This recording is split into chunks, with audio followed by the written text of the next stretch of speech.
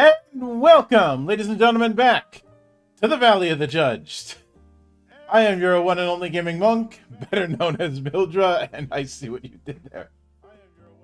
And of course, joining me for this particular episode is my good friend in the monastery, the the most chaotic member who bleeds red and black. Good brother Mace. Yes, welcome. Say hello to your boys. The new day. No, wait, wrong show. Hey, we're here to do the spooky and the ookies. We are here to dodge the decaying flesh of the undead with an after survival horror roleplay book that is based on Resident Evil. Mm-hmm. Yep. So.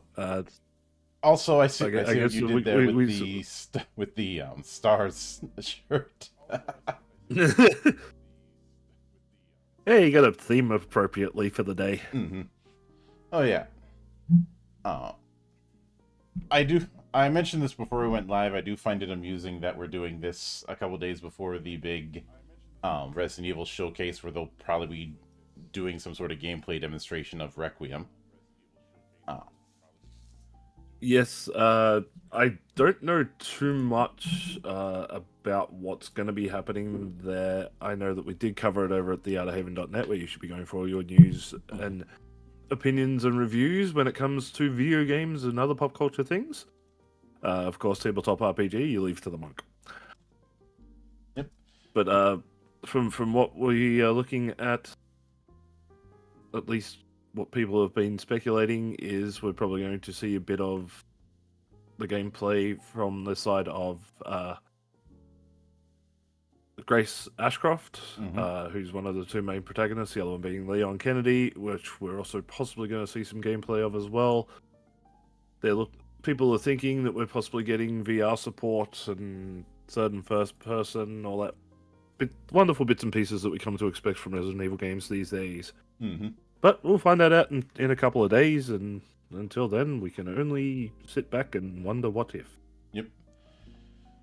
Now, Resident Evil is no stranger to tabletop. There's been a few board games over the last few years.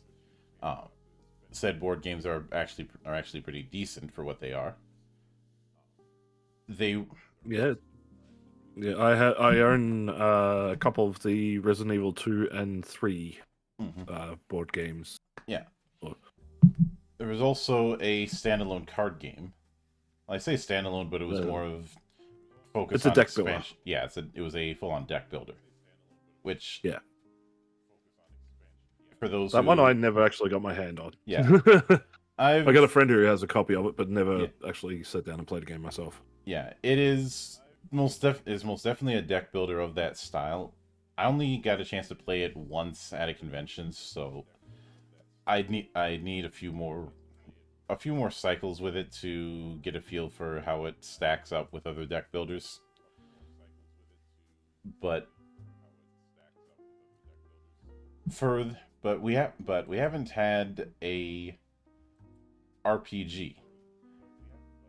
And I know it'd be tempting to say that Resident Evil couldn't work as a TTRPG, but I disagree.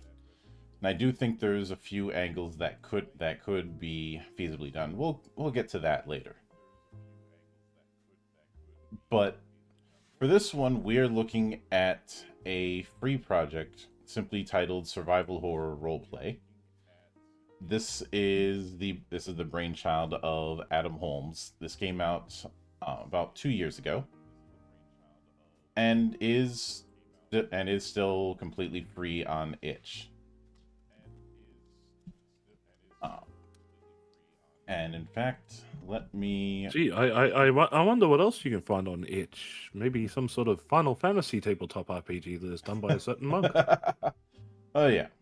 Not going to cheap plug or nothing, but but let me make sure. I did put the link to Survival Horror Roleplay in the description and just put it in the chat for everyone. Now, the core book itself is about 146 pages. And I will admit there's going to be some things we're going to be skimming through.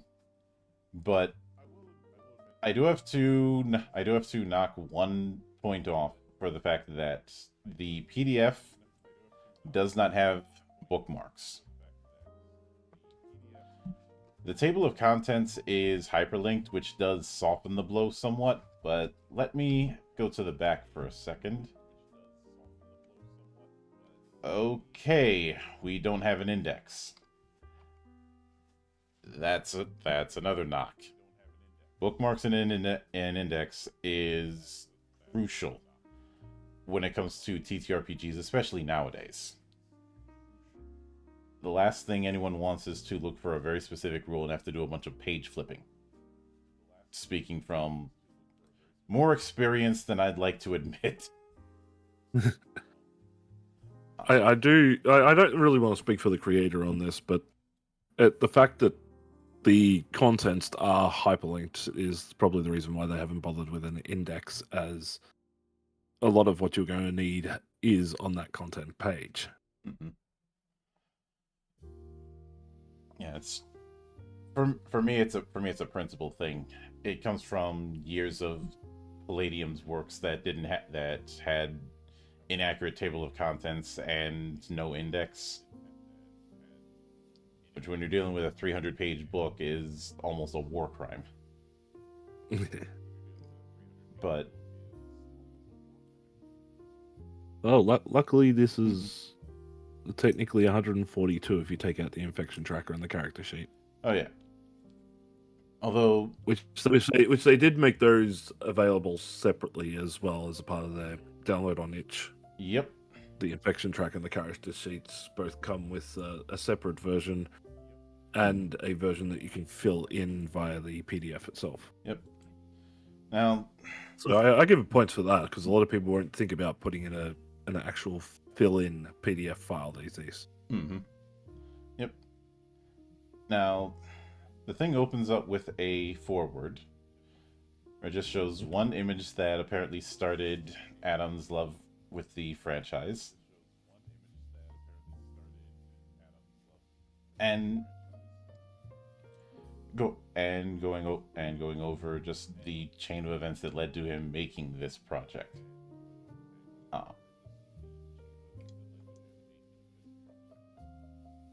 After that, a introduction about the world of survival horror roleplay. Where of course the first things that get mentioned is the Raccoon City incident and the Spencer Mansion. Though, of course, the two more famous and well played versions of Resident Evil lore. Mm-hmm. Yep. I also appreciate that they didn't do some special renaming of Game Master because no matter what term they use, people are just going to use the term GM by default. Or DM. Mm-hmm. GM, DM, same deal. Yeah. So then going into what is an RPG, as well as what is survival horror roleplay.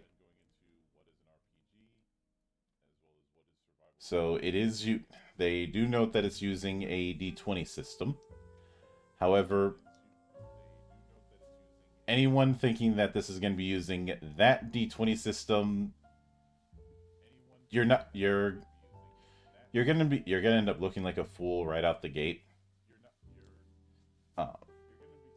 Just because a game uses a D20 as its core mechanic does not mean it has any connection to the world's most litigious role-playing game.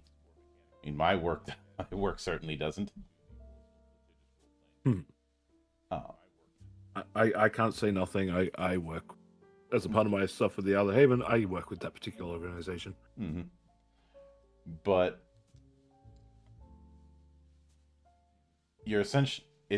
this is going to be familiar in the sense that you are rolling a D20, adding modifiers, and comparing that to a target number. In this case, the main modifier is going to be skill level. Then going into player GM, then what they call special dice, but is effectively just the standard spread of dice. So D4, 6, 8, 10, 12, and 20.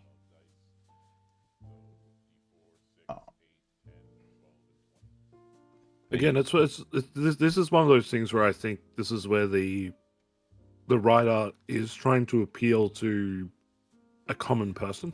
Mm-hmm. Whereas if you say, what's a dice to a common person, they automatically go a D6. Mm-hmm. Unless you actually play something like D&D or other tabletop RPGs, you're not really familiar with, a 20-sided die, a 10-sided die, 4, etc. So by explaining that a special dice technically is this type of, it's like your 12s, your 4s, your 10s, etc. It's getting the more common person to understand the mechanics of RPGs in general. Oh yeah, which I would always give somebody points for, because if you're the main draw of trying to get somebody in a tabletop is to get somebody in who has never done it before, and the easier it is for the common person to understand, the better it's going to be with bringing in new players. Especially since you're going to have some people who are coming into this more as Resident Evil fans who don't have any experience. But the first proper section we have goes over character stats. Every character in SHRP is defined by proficiency across 11 different statistics. The higher that stat is, the better they are in performing any actions associated with it. Each one has a stat value and a stat modifier. With the rule being, if the stat value is 10, the modifier counts as 0.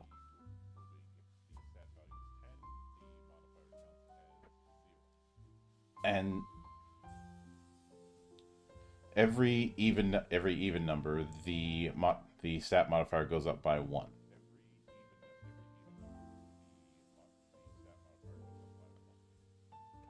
Which people can see at the top of page 8. Yep. And of course, if it goes below 10, then it starts going into the negatives, i.e., you are really bad at that thing. But the core stats are firearms, which is going to be used for firearm skill checks and ranged weapons attacks. Close combat for melee weapon attacks, certain combat maneuver checks, as well as determining close combat defense value. Strength, which is going to determine damage inflicted with melee weapons, and also the strength skill checks, as well as total inventory size. Agility, which is going to determine, is going to be playing a factor in agility skill checks and the range defense value, as well as your movement speed. So for every +1, you get an additional 5 feet, or one square if you're using a straight grid. Healing, which is going to determine health restored when using healing items, those tasty herbs. As well as the recovery roll when you're in the dying state. Then awareness/stealth is going to be used for any awareness or stealth skill checks. Survival for any survival skill checks, as well as initiative when you're surprised. Command/authority for command and authority skill checks.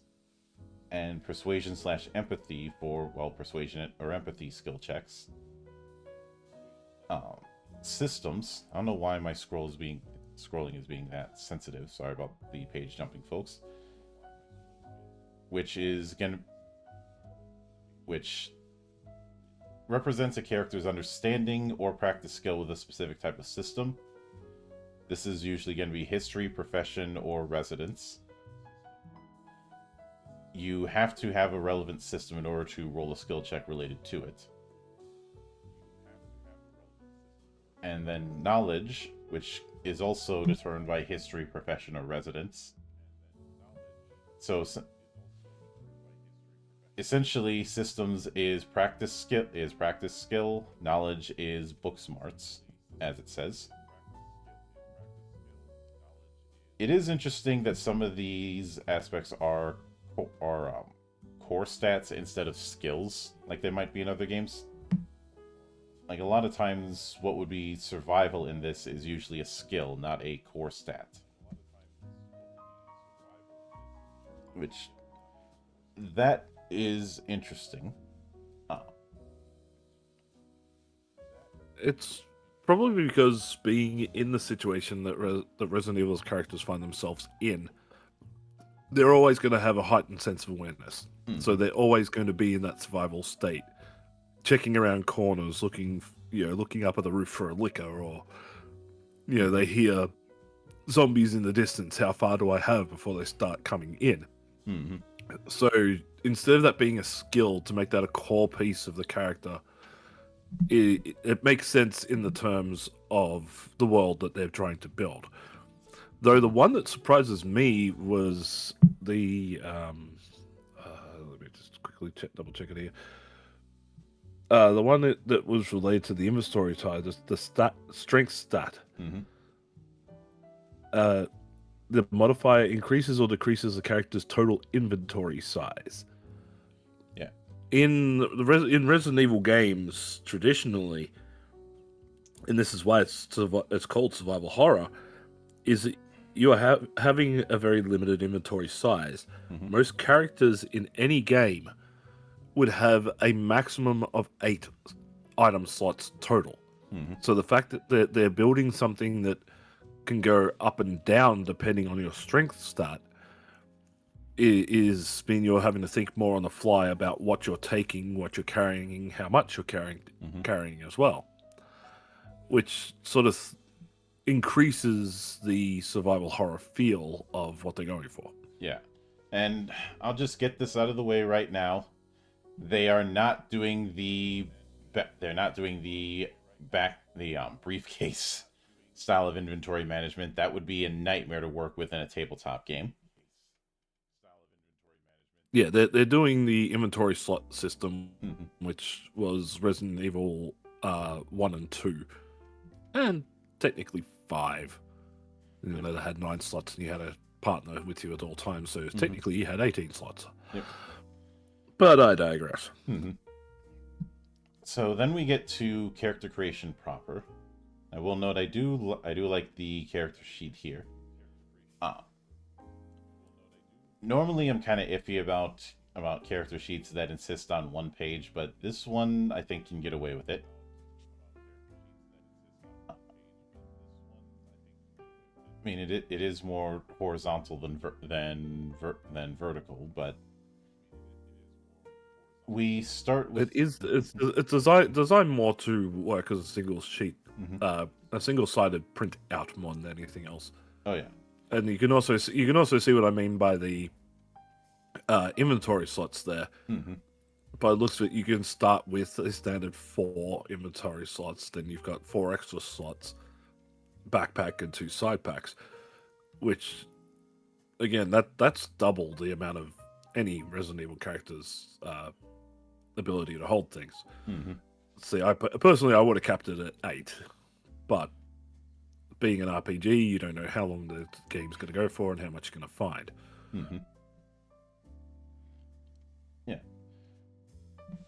And it is, when doing these sort of adaptations, it is a vital skill to figure out, okay, what are we going to keep from the source material, and what are we not going to keep.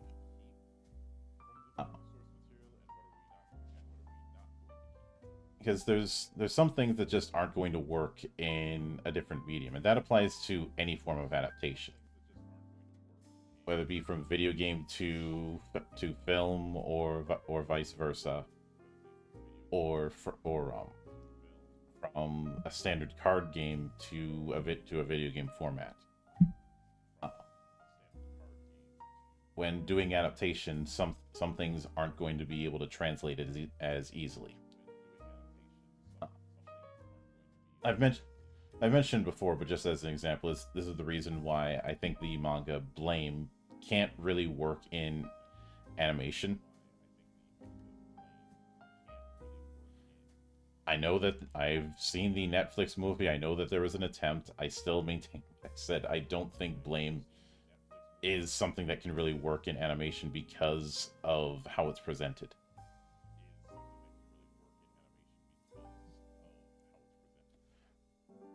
I'll take your word for it. Never seen it or read it. So yeah. But you start with the stat value. Anyways, getting back to core stats, you start with a stat value of 10 and everything. After that, you have 10 points you can spend on starting stats. This is done on a 1-to-1 ratio. You can reduce values below 10 on that same 1-to-1 ratio. If you want to look at it a certain way, you have 120 points to spend across all 11 stats and can allocate them how you'd like. Though there are a few catches. 10 is the average, is meant to be the average, the baseline.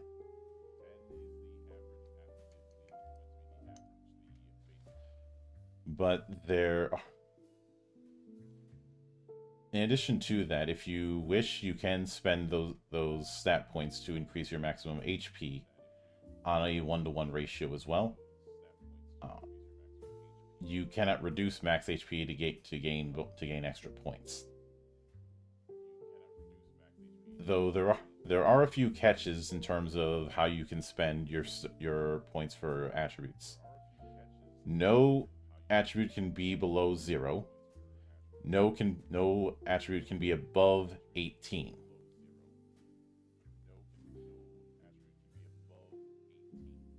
Though bonuses from profession or residence can go above that cap, but at this stage you can't have anything above 18. which effectively means that the highest modifier you can have is 4.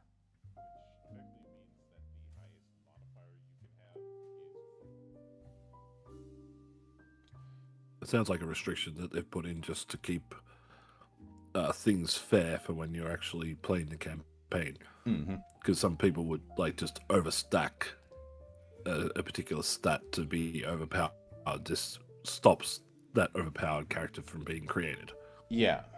In the trade, we call this kind of thing min-maxing.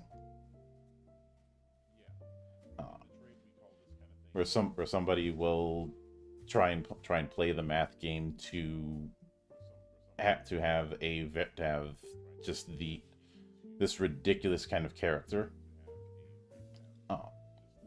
Usually by taking a bunch of little disadvantages to give themselves more points.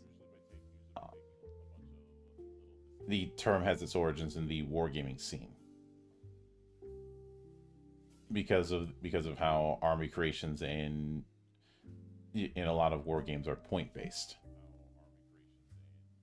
You know, somebody will say, "Okay." Oh, believe me, I understand. World of Warcraft, we min max gear. Mm-hmm.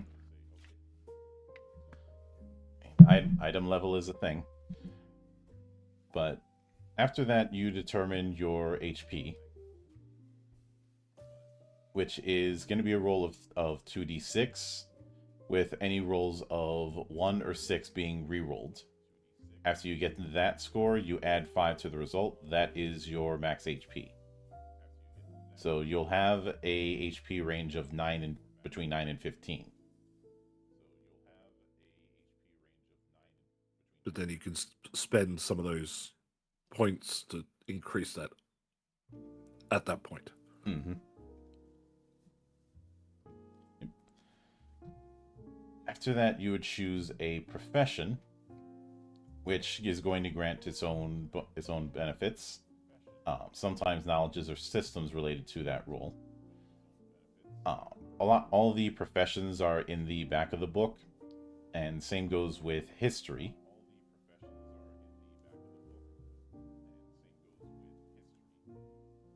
And it does sound like for both professions and histories, it's something a bit more freeform, but there's a bunch of examples in the back.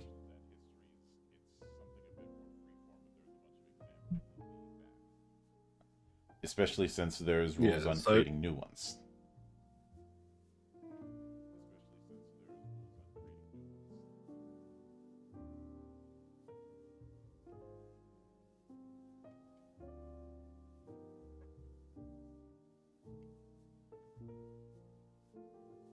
But yeah, there is a lot of professions. Mm-hmm. Like any accountant, actor, Air Force, athlete, bodyguards, boxers, dentists, farmers. So each of them has their own sort of uses in the game, I guess. Yeah. But it also goes to the anybody nature of the actual Resident Evil universe itself. That, you know, everyday people were getting trapped by the zombie horde, so you would have to find your use in trying to escape. Oh, yeah. So professions would be good, and histories are pretty much like the same type of idea. Mm-hmm. I will, since it's shown here, I do like that things like knowledges and systems aren't individual skills that have to be tracked, but just you've either got it or you don't. I do a similar thing with the knowledge system in my game, and that largely stems from an issue that happened with a lot of games that had knowledge skill checks especially in the 90s, where you'd have a problem of skill bloat. Even Pathfinder First Edition had this problem of any potential subject of knowledge being a skill that you could invest points in. It sounds like a decent idea in paper, but in practice, you end up with a lot of knowledge skills for a bunch of individual subjects, and it starts getting silly when someone who might be proficient in, say, pistols suddenly doesn't know how a rifle works.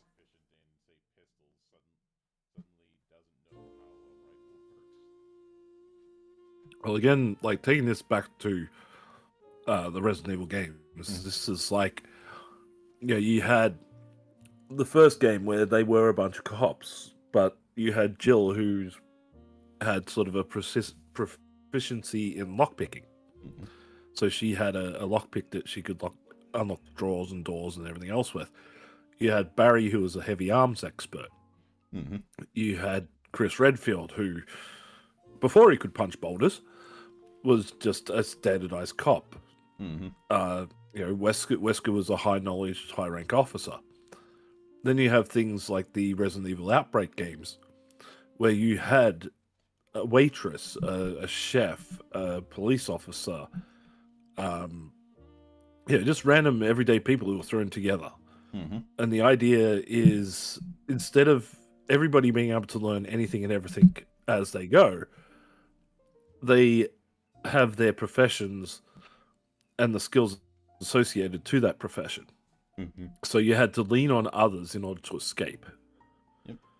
I think that's what they're trying to replicate here, is that you're not going to sit... You're in the middle of a zombie apocalypse where there's danger all around you. You're not going to sit there learning how to fly a plane when your background is in cooking. Mm-hmm. Although, if your background is in cooking, you're probably very proficient in one particular spell, cast iron.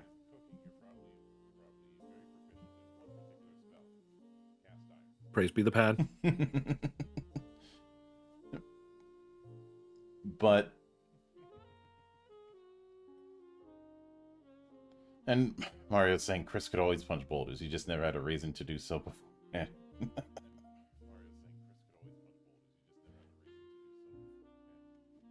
But the next step is your character's residence, i.e., the place they live. The question of, are they local to the setting for the campaign, or do they commute from a nearby town? Maybe they're from another part of the plan entirely, and this is their first, unfortunately timed visit to the location in question.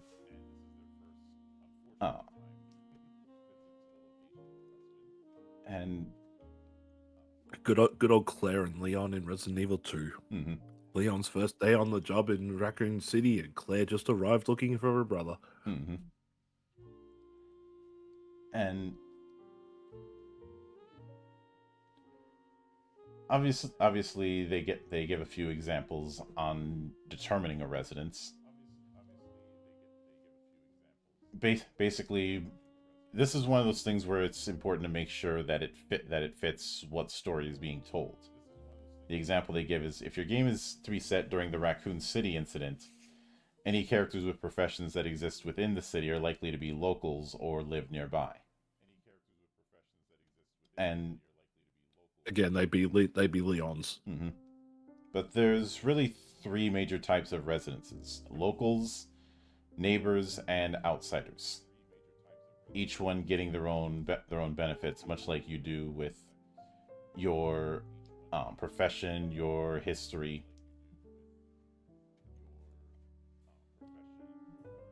So your locals would be like your Raccoon City police officers, so Leon, Chris, Wesker, etc. Neighbors would be like the truck driver who comes through at the start of Resident Evil 2. Mm-hmm. Has knowledge of local roads, city outskirts, the countryside, because he's driving them. Mm-hmm. An outsider would be Claire. Mm-hmm. She's fresh to the area, has no idea about where anything is, how the city works, or anything like that. Mm-hmm. Yep. And they do have a sidebar about what to do if you end up having knowledges and systems of the same name from different sources. In those cases, the player may receive a different knowledge or system for each duplicate. Of course, the GM still has veto power. So it's good that is put in, because there is going to be the possibility of overlap with those three background steps.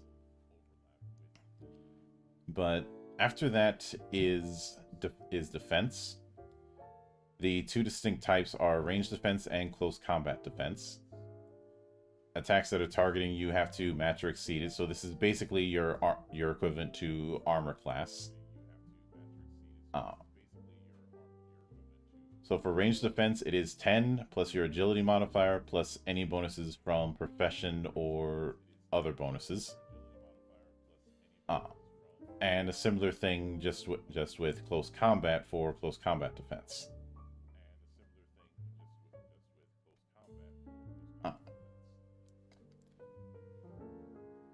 Let's see that. Then detailing the appearance, which is self-explanatory. I don't need to dissect that. Then the default speed for most characters by default is going to be 4 squares, so 20 feet. With an additional, as mentioned before, an additional 5 feet for every +1 in agility you have, and -1 if that agility modifier is negative.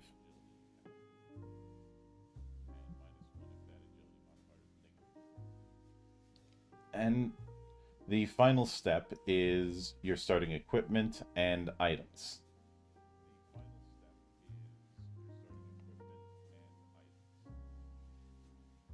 And there isn't a hard and fast rule when it comes to this, because obviously you're not, with certain exceptions, you're not really going to be dealing with money when you're in a apocalypse.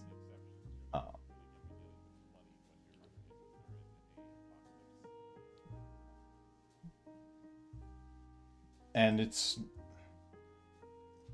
while it's going to be tracked in the inventory part of your sheet, there isn't really a starting package or anything like that when it comes to items. And I understand why that is done. Though yeah, it's one of those things that relies on what your profession is. Mm-hmm. You know, you wouldn't. Again, it's, you know, if you're a cop, obviously you would have some sort of handgun or pistol on you from the start because it's a part of your equipment. Yeah. If you're a security guard, you might not have a ranged weapon like a pistol. You may instead have like a billy club, but you may also have a set of keys to the building. Mm-hmm. If you're somebody who's coming in fresh in the town, once again using Claire as an example, you wouldn't have anything except maybe the keys to your bike. Mm-hmm. You know, and of course, just once again, just because it seems to be coming up as a constant one that we like to start making fun of, a chef would probably have a pan. Praise be the pan. Praise be the pan. But I have to step aside for 1 second, so I'm going to hit the BRB.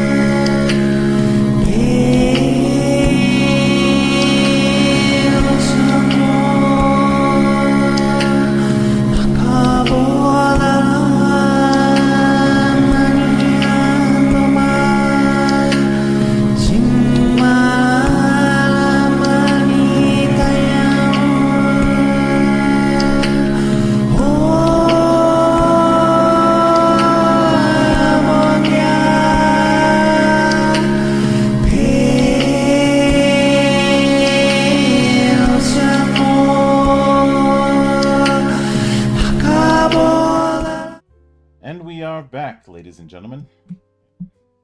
So then we have skill use and actions. When you're called upon to do a skill check, it is rolling a d20, applying the stat modifier and checking the difficulty.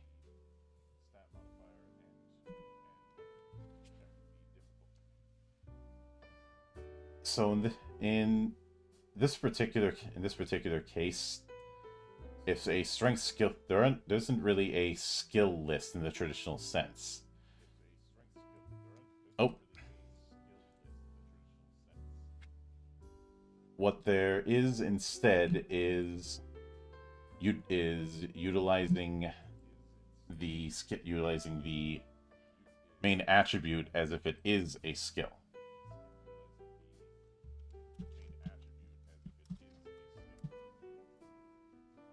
And hold on one moment, because as soon as I came back, he had to hit the WC. You know, he had to take a Russo. Oh, good, I'm back. Welcome back. I was just saying to chat that you had to take a Russo. Yeah, actually agreed with the guy the other day. That was scary. But yeah, a lot of the like the skills and stuff like that, you're not really gonna have much for your basic skills. Like, it's going to be either you're shooting something or you're stabbing something. Mm-hmm. Other than that, the rest of the skills would come in handy when you're doing like puzzles or something like that, or being in a situation, say like you got Mr. X coming down on you, he throws a punch, you know, you roll defense or roll agility to get around him, that type of thing. Mm-hmm. But in a lot of TTRPGs, and this has been a pattern all the way since the since the late 80s. There's been the recurring motif of attribute plus skill, and then some sort of randomizer. But in here, we just have the attributes being used, which would explain why you have such a wider variety of attributes. Because if you had the amount of attributes you had there, and as well as skills, it would be a bit overwrought. You'd end up having the same problem that the Game of Thrones RPG from Green Ronin does. Which, shameless plug, I reviewed that game a few years ago. Even though it was called the Song of Ice and Fire RPG, but potato. Although at least that game can have an ending. Yeah, well, yeah, it's like this being called survival horror RPG, just to avoid Capcom going, "Hey, we're going to kick your ass." But we know what it is. So it's a Resident Evil RPG. Yeah. So obviously, the skill is checked against a difficulty check. That's what you've got to beat. The baseline for skill checks DC is 10.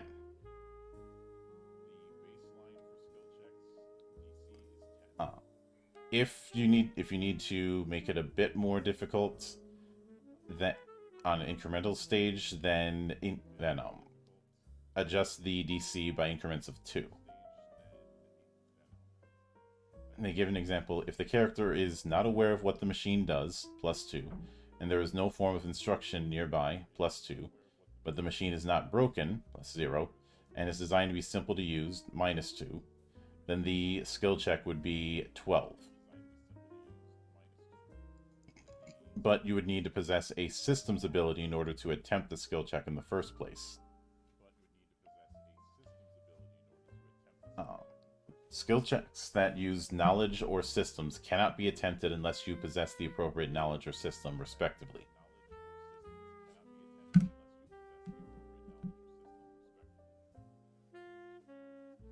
And the example they give is, if you wish to operate a computer, they require a suitable system ability related to the use of computers.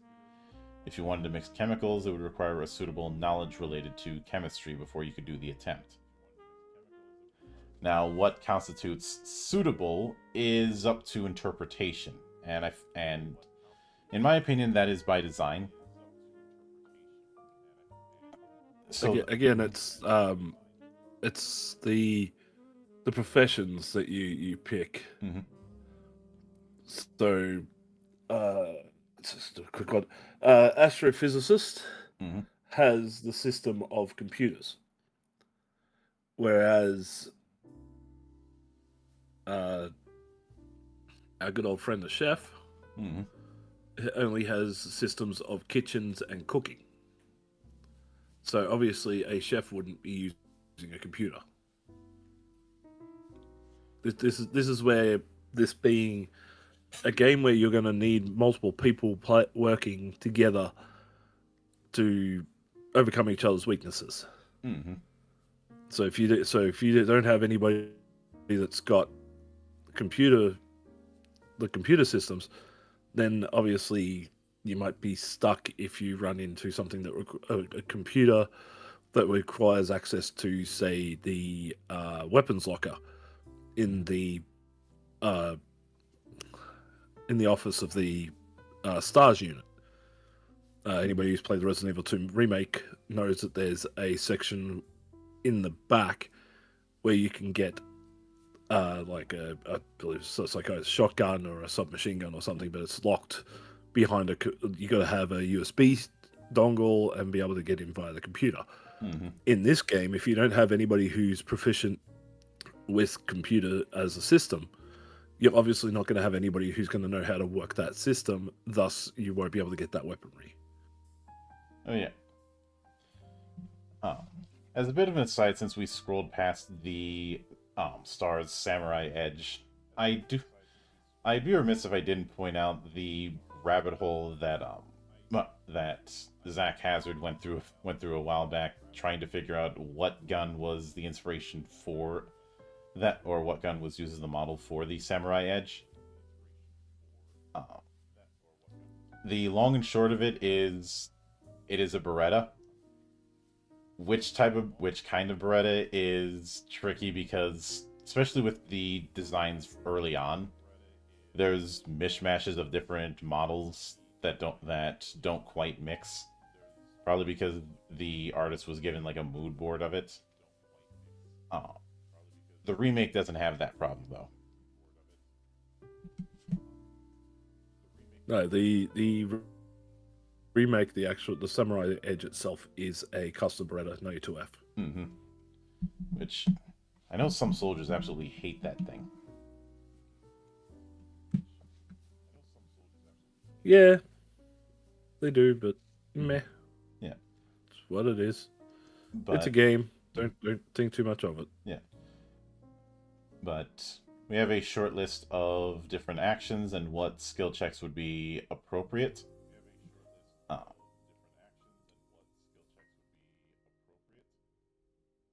and as a they say, as a general guide for GMs, determine the DC of a skill check as normal, as though you possess the perfect knowledge or system for the task.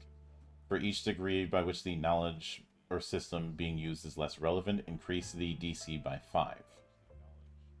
For example, a character attempts to write an encryption program on a computer. The GM determines that for someone with the system ability encryption, this would be a DC of 10. Unfortunately, their only relevant system ability they can use in the task is security, which is far broader than encryption for this purpose. That said, it would still be possible that they might succeed. The next step up from encryption would be along the lines of programming, and a step up from that would be computers. Finally, the next step up would be security, so the character can use the system.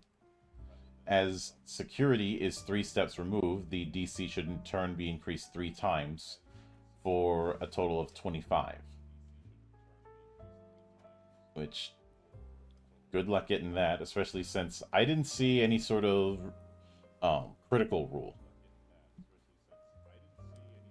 So no automatic success on a nat 20, at least from what I'm seeing here.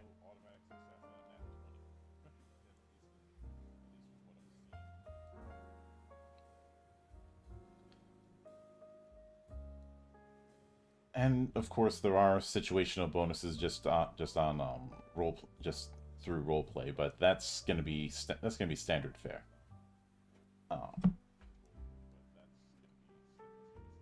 You can also choose to rest. Whenever you do a rest for at least 8 hours, you get D3 HP up to your maximum. You can only benefit that once every 24 hours.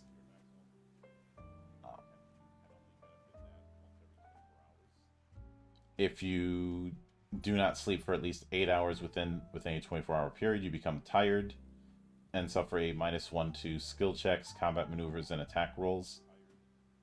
If you don't sleep for at least 4 hours within a 24-hour period, you become exhausted. You ignore the penalty for being tired, but suffer a -4 penalty instead of -1.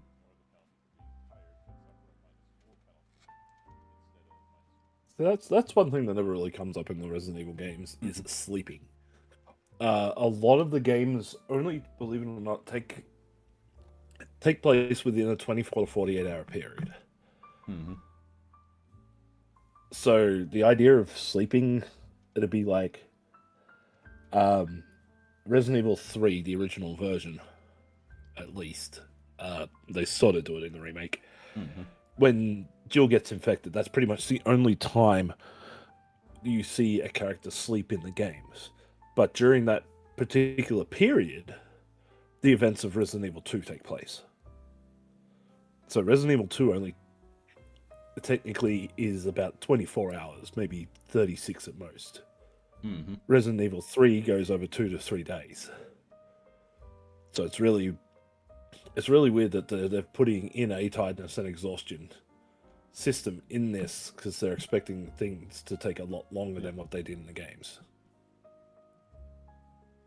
On the other hand, tiredness and exhaustion is a well-worn chestnut in a lot of games, whether it be horror or otherwise. So this very well could just be a case of old habits die hard.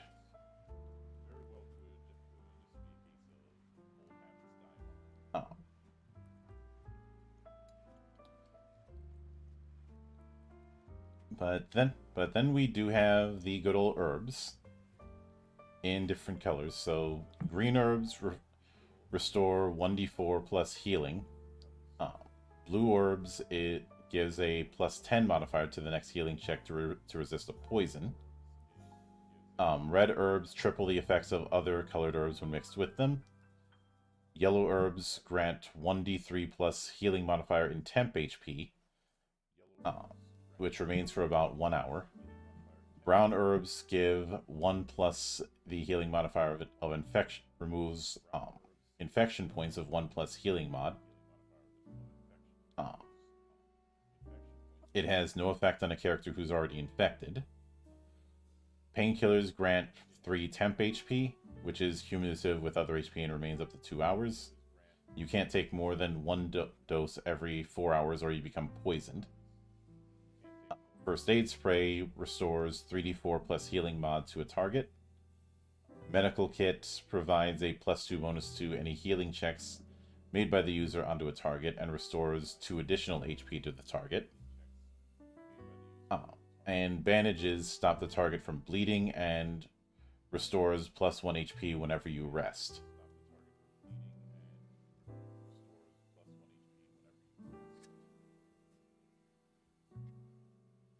Yeah, see, this is where they're starting to take things from the game. I think there's a slight bit of misinterpretation. Mm-hmm. There's no such thing as brown herb in Resident Evil, first and foremost, as blue herbs are used to remove infection, Mm-hmm. or at least remove poisons, infections. They have the same type of effect. Whereas in this, they're using a blue herb as a poison resist. Red herb is an increase in the potency of blue and green herbs. That's fine. Yellow herbs were mainly found in Resident Evil 4, and they were used as a health increase. Mm-hmm. So that's fine. But yeah, the idea of brown herb, whereas the blue herb could have possibly have been done the same type of mechanic. Mhm. I see what they're doing, but I don't really see the need for it when traditionally the blue herb is the one that does the exact same effect. Yeah. And there's no such thing as painkillers or medkit or bandages Mhm. used in Resident Evil games. The only real healing item is the first aid spray. Mhm. Yeah. If I had So to, this is just giving more options, which yeah, is not too bad. yeah. If I had to guess, and this is me spitballing, the brown herb is added in uh, because of the fact that we have a whole rule set for infection, which we will get to later. But that's my guess. So I guess the designer wanted to divorce poison from infection.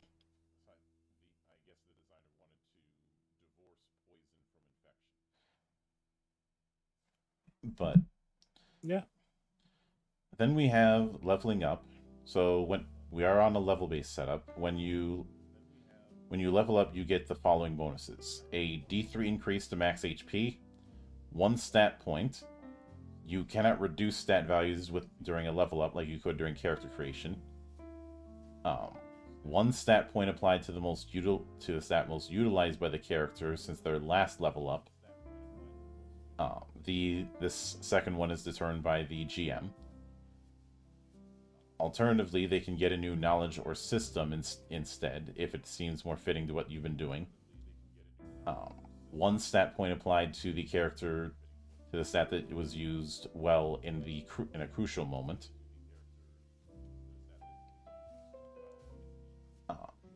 It could have been when they performed well on a skill check, when they scored a critical hit, or when they performed an action that brought a great benefit or averted tragedy. There is no limit to how high a stat value can become via level up. The GM decides when a character is to be awarded a level up, which is good because I think doing an EXP system in this kind of game would not be appropriate. Better to do it as a milestone approach.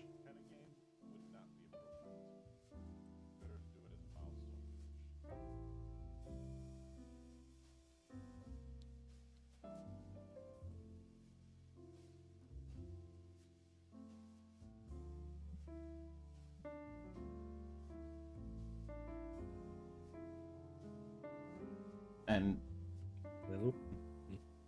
for what it's worth, milestone is a shorthand for you level up when the GM says you level up.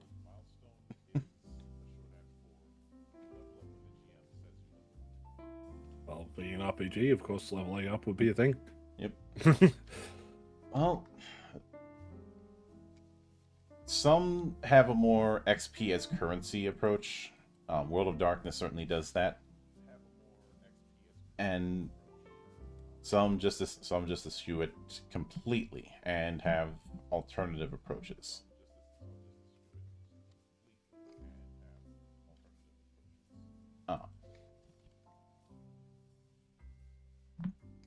But moving right along, you may get additional bonuses based on actions. This could be either getting a new knowledge or system, or learning a new feat. Of course, then they go into when to award these kind of advances. Usually, when you've overcome something difficult, when you've reached a key point, or overcome a dangerous enemy. So maybe level up when you the first time you end up killing a licker.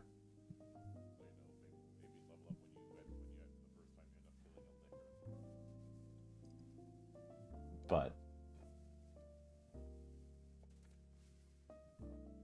then we have learning knowledges and systems. The main way it's going to be from an additional bonus, which means it's going to be in the hands of the GM when you get a new one.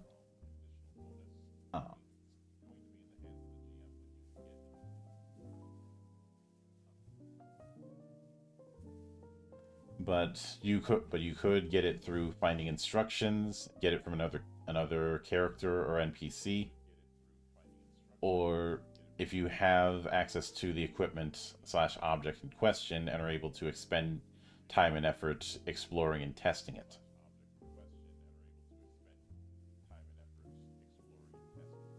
But there's a lot of GM control as far as how characters advance, and it's definitely more freeform than one might expect from a level up.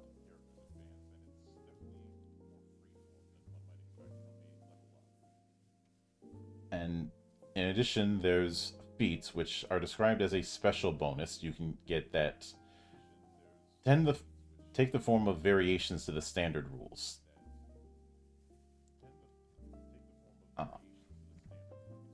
This isn't far removed from what feats were intended to be when they were introduced in D&D 3rd edition. And if I'm being honest, feats in 5th edition kind of missed the point. But is basically the vibe that I seem to get through feats on this is you can do is being able to do a thing that everyone can do just in a better way. For example, the quick draw feat they mentioned here lets you switch weapons from inventory to your hand without using an action. So everybody can do weapon switch using an action. You don't have to.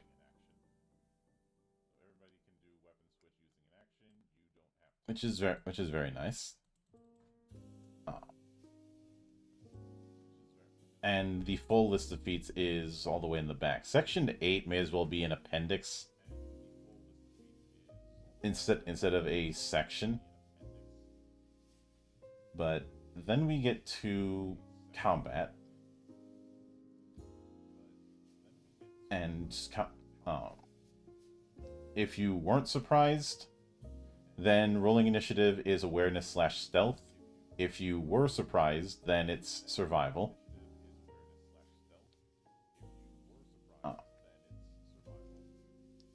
If two or more characters tie, both roll a d20. Whoever rolled higher is just above them. A bit of a habit that I often do is I add a decimal of whatever the stat is used for initiative, and that's how I usually end up breaking ties. If that doesn't work, then I have them roll a tiebreaker, but it rarely comes to that.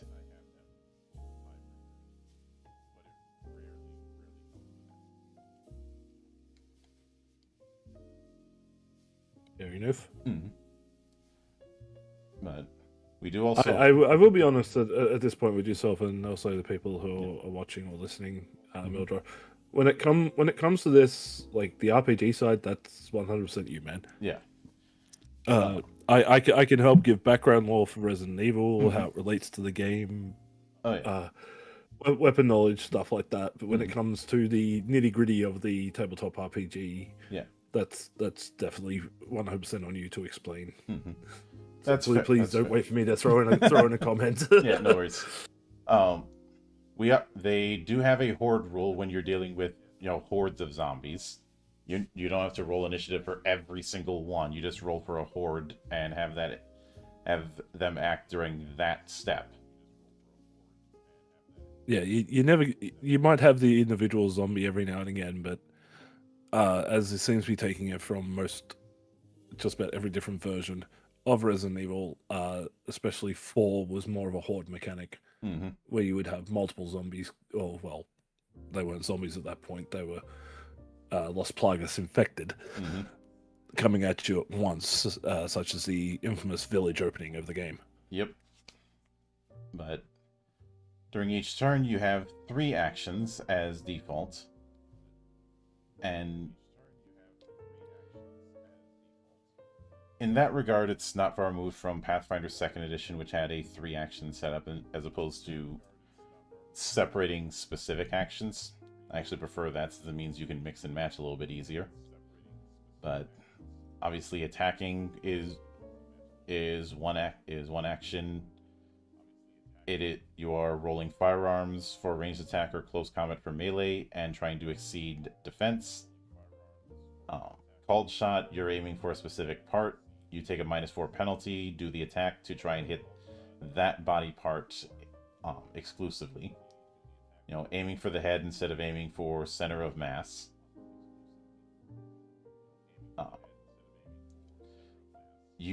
So it looks like we do have critical hits, but it's only in combat. A nat 20 is always a successful hit. Then you would roll to confirm. Basically, you'd roll again if you crit a second time. Then you do extra damage. So that'd be sort of like a stumble mechanic. Mm-hmm. If you hit, say, obviously you'd be looking at the traditional zombie idea of shoot them in the head, headshots equal death. Mm-hmm. Shooting in the body, they can tank it a few times. But if you hit heavy enough on an attack, they stumble a little bit from the impact of the shot. Mm-hmm. Yeah. I have to correct myself. It's with confirmation, you just need to hit. You don't need to crit twice in a row. That would be very hard to do.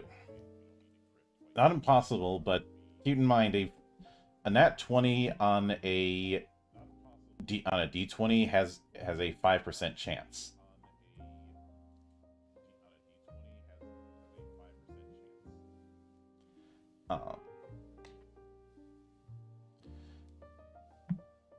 And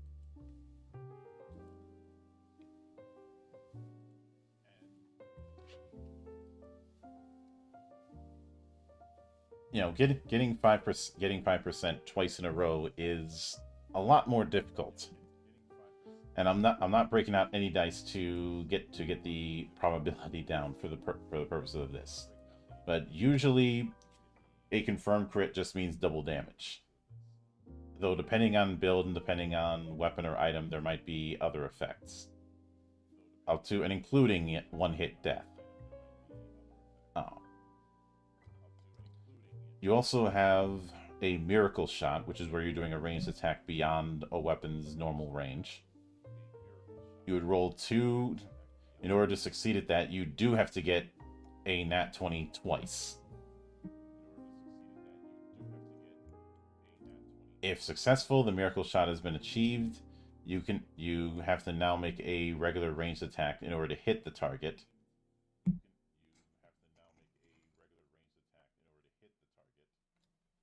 On the other hand, if you roll a 1, that is a crit fail. That is always a miss. And you can dual wield weapons if you so choose. It just applies a -4 modifier. Some of the other actions are standard fare, like readying, which is just holding your action.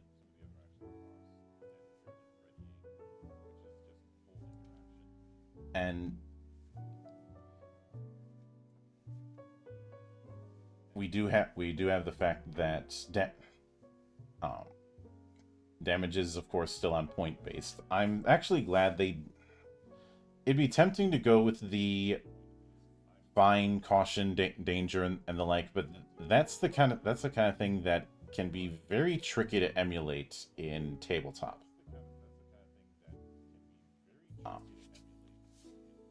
There are some games that use a wound system that's close to that, but you need to know how much damage you're dishing out or taking, or how much you can take in terms of a TTRPG. It's a little bit trickier to abstract that.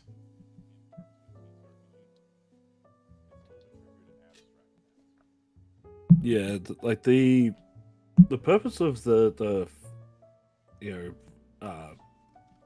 okay, fine, caution, and damage, it was just so that you had an indicator of taking damage. Mm-hmm.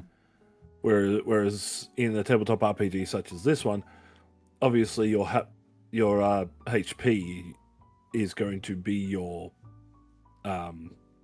obviously your main identifier of taking damage. So there's really no need for that type of system to exist in this state. But we do get sort of, I believe from what I'm seeing here, is that you have things like helpless, prone. These type of things were instituted in a Resident Evil Outbreak. Mm-hmm. Once again, where your character, when they were very low on health points or very high on infection, would drop onto the floor, but they could still be saved by another character. Yeah. And obviously, if you're at 0 HP, you're in a dying state. When it's your turn in that state, you have to pass a healing skill check in order to stabilize. If you fail, you suffer D3 HP loss, because essentially you're bleeding out. And then the next time you have to do the check, the DC goes up by 5. When that negative is at a number equal to your max HP value, you're dead.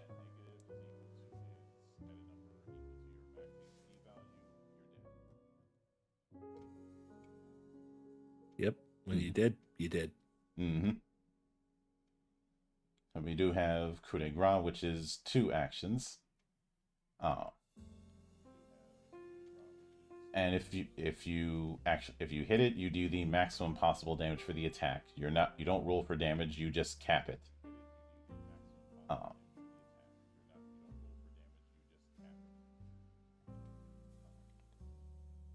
See, then the matter of positions: standing, running, kneeling, and prone. Interesting that they put that in. That's not something that you see in there often. As well as the penalties when attacking somebody who's in cover. And of course, line of sight, as well as shooting into close combat, where if you end up firing and missing, if you're shooting in close combat, you run the risk of hitting an ally. Because remember, the only thing more accurate than incoming enemy fire is incoming friendly fire. But you can use close combat to grapple if you so choose. Which the grapple setup is pretty simple compared to others I've seen.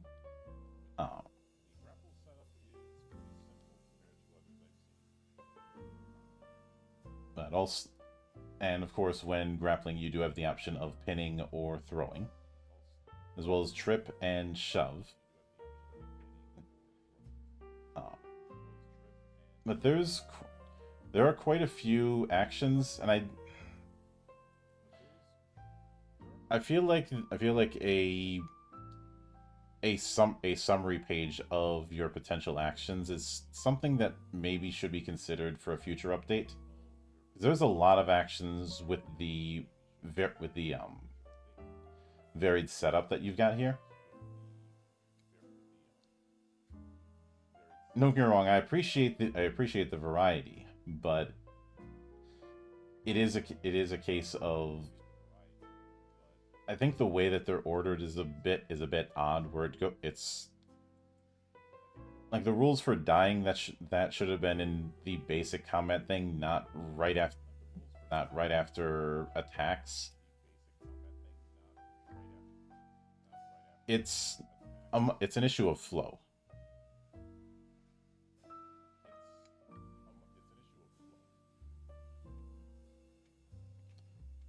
But I do appreciate the detail. It is a little bit in the weeds.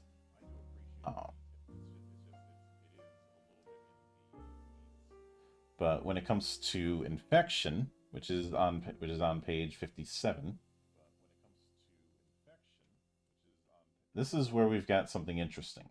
So, infection points are secretly tracked by the GM. When you gain a number of points equal to your healing value, you're considered to be infected by the virus in question, and will develop symptoms based on that virus. You can only be infected by one virus at a time. If you are cured, the infection points are reset to 0. But you can potentially get hit with multiple viruses. The ones that they've listed: the C virus, the G virus, Las Plagas, NE alpha, the progenitor virus, the T Abyss, the T Phobos, the T Veronica, the OG T virus, Ouroboros, and others.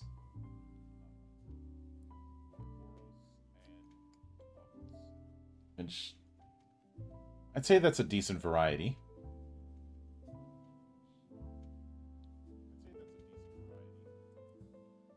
I'm trying to remember where NE alpha was introduced.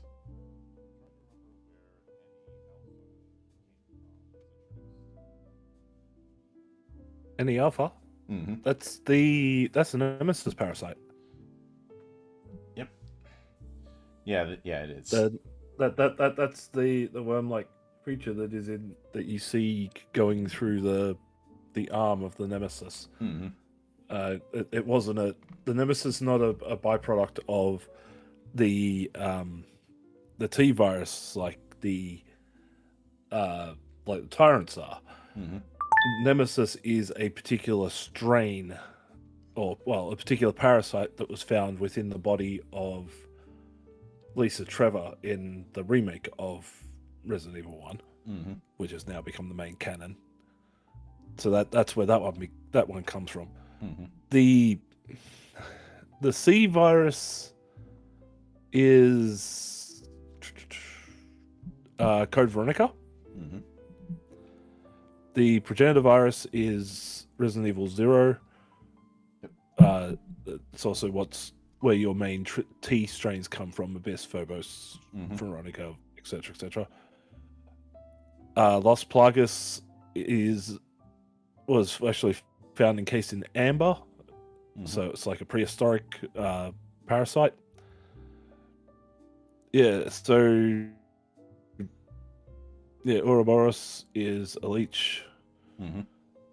that was more akin to what you saw in Resident Evil 0. Mm-hmm. But yeah, there's that many different viruses and that many different versions of them. Yeah.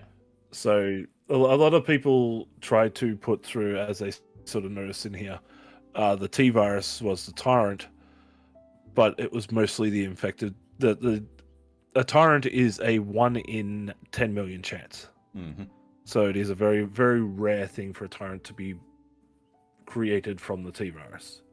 Otherwise, 99% of the people become zombies. Mm-hmm. Yep. And of course, that 1 in 10 million is as much of a reason for Umbrella to do what they do. But the symptoms when you are infected are in 3 progressive tiers, each with their own effects.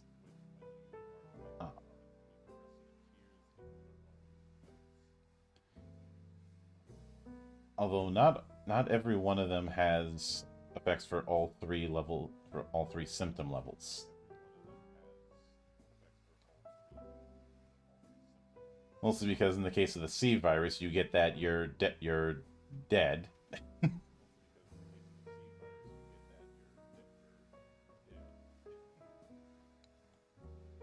But by the time you reach the third level of infection, you're either dead or worse.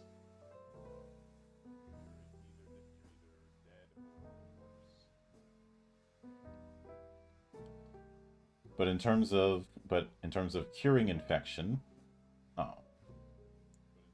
I do like that they note that for most infections, a cure is exceedingly hard to come by. And even in the times you have been infected with a certain thing, it's usually a whole arc within that game to get it out of you. You know, what instantly comes to mind is there's the only real time that you've had any outside of the movies where you had a character actually being healed by what inflicted them, it's always been Resident Evil 4. Mm-hmm. In that they had a special machine that used a laser to kill off the parasite inside the Los Plagas parasite. However, there was another version of that was seen in one of the animated films, I believe. Not trying to remember which one. I keep going Degeneration, but that was the first one. Mm-hmm. There was one where they had the Los Plagas parasite involved, and the only way without the extraction machine to do it was to actually shoot the spine out of the person, because the parasite in that version attached to the spinal column, Mm-hmm. controlling through the nerve stem, as opposed to the Resident Evil 4 one, which attached near the heart. So that's the only two times that they've actually had characters that have gone through a procedure or something to remove what has infected them. Mm-hmm. All the other ones, G virus it's a constantly evolving mutation virus, so your body is under constant mutation, like William Birkin's was. The Nemesis Alpha, obviously, you're going to become the Nemesis. Progenitor virus, which was seen in Alicia Ashcroft, she became some sort of like dragonfly hybrid monster eventually. Mm-hmm. T-Abyss is just a almost water mutation. And yeah, so like most of these, once you have it, that's it. You're fucked. Mm-hmm. You're either gonna be a zombie or you're gonna be a evolution through time. The only time that there's ever been anybody that has had a, I guess, positive reaction to any of these viruses, and I'm not even sure which version of the virus he had, Mm-hmm. but Albert Wesker Mm-hmm. had a version of, I believe it's like a mixture of the T and G virus, Mm-hmm. where he gained all the benefits like heightened senses, speed, strength, Mm-hmm. durability, healing factor. He got all of that. That's in game and in movie, and also the ability to slow-mo throw his glasses. But that eventually overcame his system, and he mutated beyond his human state, Mm-hmm. which he did at the end of Resident Evil 5, where Chris punched a boulder and hit him with it. Mm-hmm. So, yeah, like with these viruses, the fact that they have multiple stages Mm-hmm. it's a good thing. I like that idea. But a lot of them end up the same way, with a severe mutation based on the virus. Yeah.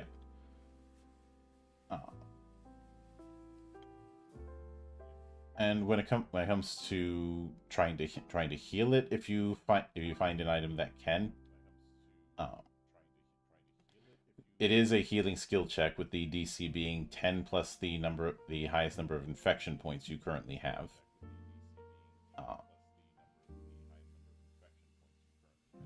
But even that. But it's a case of if you fail the check, nothing happened. If you succeed, all infection points are reduced by 1. But that is something you can do when resting. Otherwise, there's the option of brown herbs, but it is hinted that brown herbs are meant to be rare and hardly seen.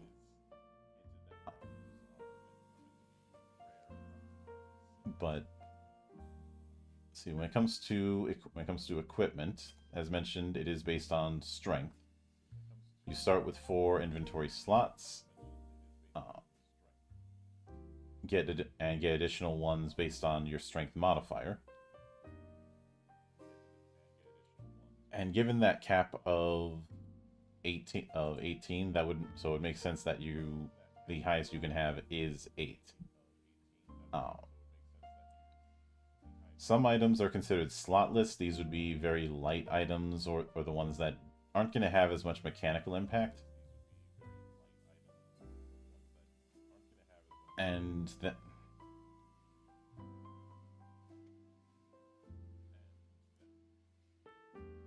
And then we go into, first off, the weapons, and it looks like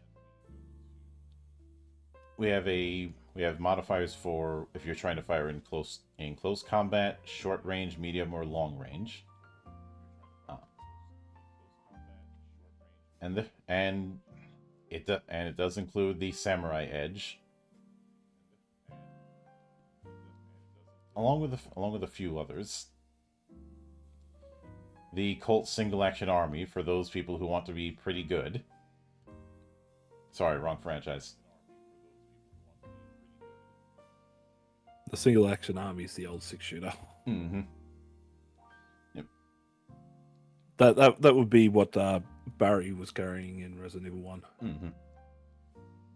Yeah, I know there was a. And for those wondering, everything that you're seeing on the list when it comes to the handguns, shotguns, and everything else in this game are taken directly out of weaponry or their equivalent that has been seen in the games thus far.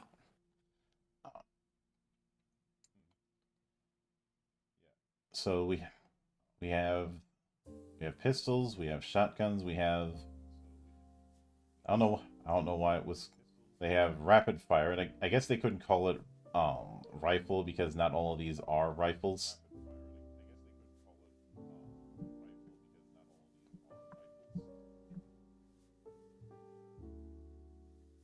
So, and then special weapons, because in a lot of cases there's always that one specialty weapon at the tail end of the game.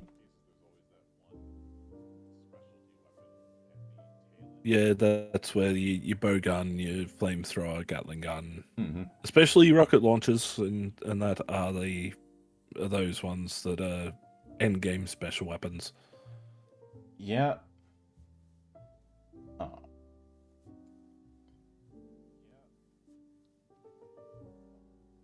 I do like that they've put in the single shot rocket launcher and the 4 rocket launcher, because in a couple of them you do get, like Resident Evil 1 and 4 you get the single shot. Mm-hmm.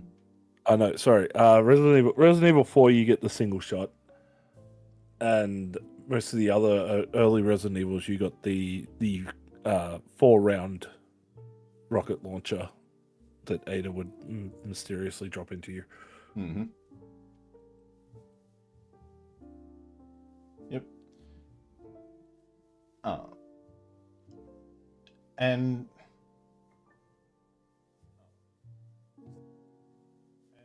when it comes to of course, each weapon can sometimes have special properties, which is that kind of thing is pretty standard for TTRPG weapon setups.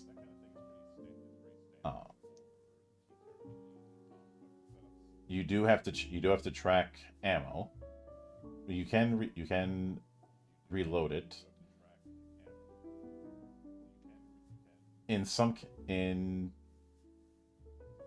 cases, it's based on the reload action. In other cases, if it says full, that means you are reloading to its full capacity, i.e. using clips instead of loading individual. In order to reload, you do have to make a firearms skill check, which I don't mind that, since you're having to reload under pressure. And if you're dealing with, say, reloading single bullets or shells while under pressure from zombies or worse, there is the risk you might fumble it.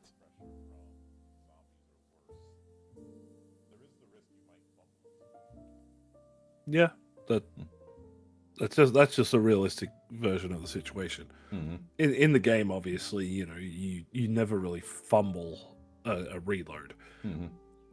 but in the real life scenario, real life sort of style scenario, this is where like panic would set in, Mm-hmm. and you may drop a couple of rounds of ammo on the floor or something while you're reloading a shotgun.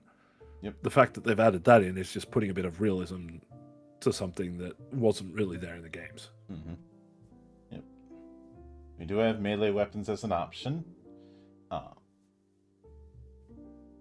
Yeah, a lot more than most of the games do. Mm-hmm. Because I don't think I've ever had a great axe or a great sword in in a Resident Evil game, or nunchucks, or a penknife, No, though, or a spear.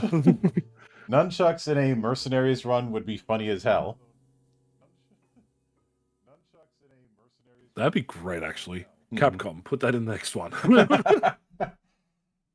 I want to play as Hunk going through the remains of Raccoon City with a pair of nunchucks, man. Mm-hmm.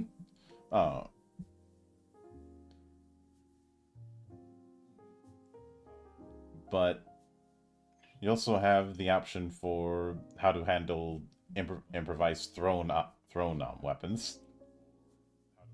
The bigger the inventory slot size, the bigger the damage is going to be. To the point of a huge object has a modifier of -10, but deals 1d20 plus strength blunt damage.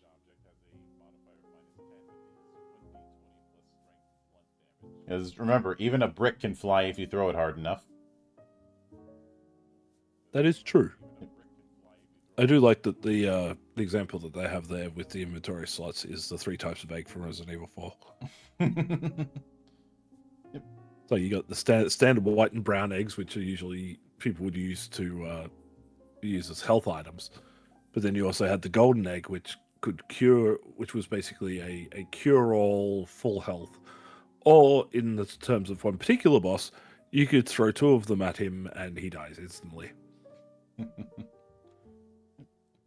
But we, of course, also have grenades. Boom potatoes. Mm-hmm. For those who want death in a can.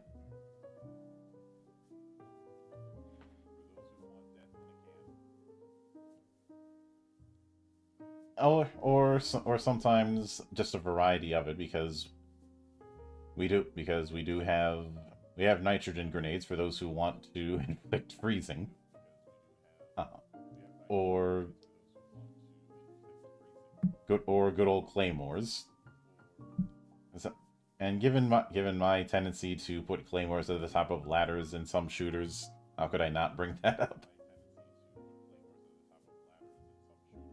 Yeah, but that would be that particular strategy would be pointless, because zombies don't climb ladders. Mm-hmm. The only ones that would actually climb ladders are your more intellectually infected, like tyrants and nemesis for the most part. So if you're doing that, you probably kill other humans easier than you would kill the general infected that were around. Oh yeah. But in addition to that, we do have round variants for grenade launchers. So frag, flame, freezing, BOW gas, flash grenades, and smoke grenades.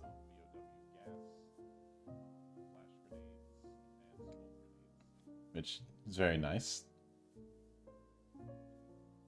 Of course, we do have a setup with armor. So I do like that instead of armor adding to defense, it is providing damage reduction. I always prefer that approach to avoid the pitfall of the dodging in plate mail problem that I've seen.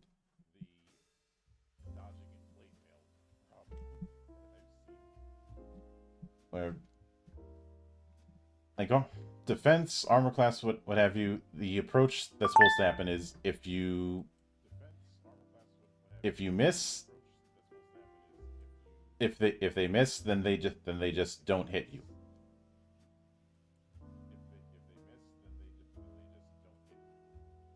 If you if you, but it's not a case of like hitting the armor and doing no damage. It's always described as a miss. But one of the highest armor as far as ACs was always plate, which caused the very silly image of someone ducking and weaving in full plate mail. You've never unlocked the full knight outfit in Resident Evil 4 before? Fair. Well, that one wasn't actually for Leon. That was actually for Ashley in that one, where she walks around in a basically a medieval suit of armor, and is slow as fuck. Yeah. But hold on one moment. I need to step aside for 1 second. I'll be back in a minute.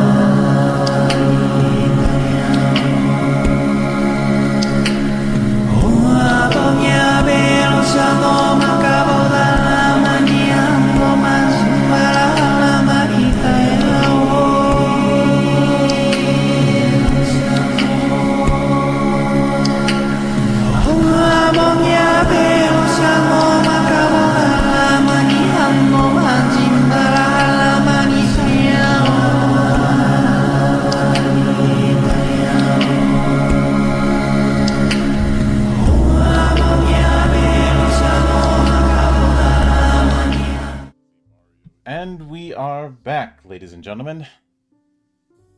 And Mario says, really, can you hit the diamond cutter?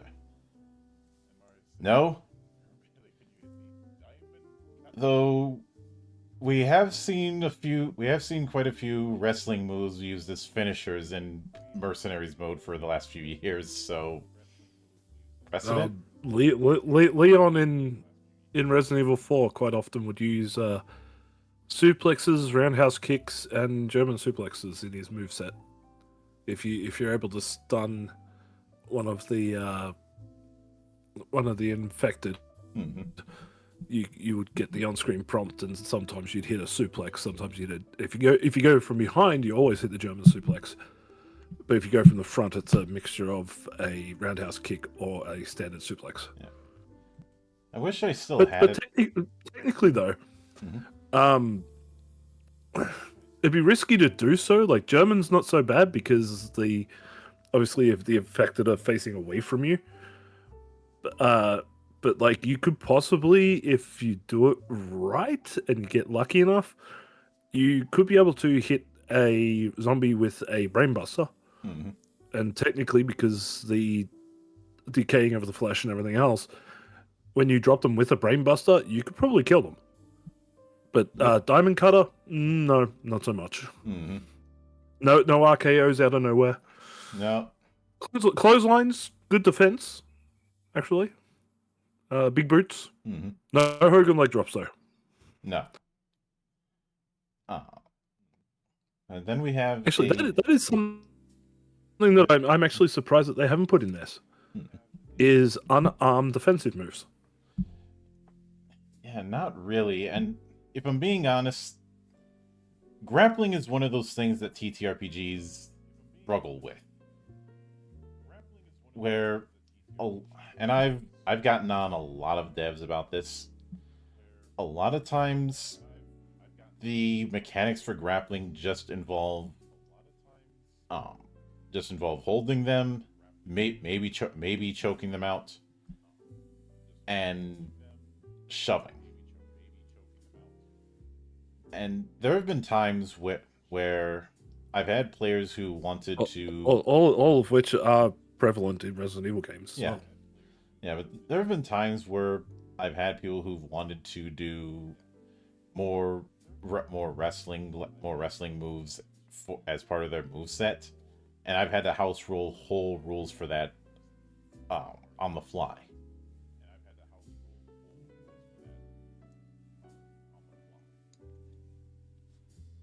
I think I had somebody in a D&D campaign who wanted to go full Lucha Libre, but the rules for that were woefully inadequate, so I had to make it up on the spot. Yeah. Like that's probably why we don't have a wrestling TT tabletop RPG. We do. We've got a few.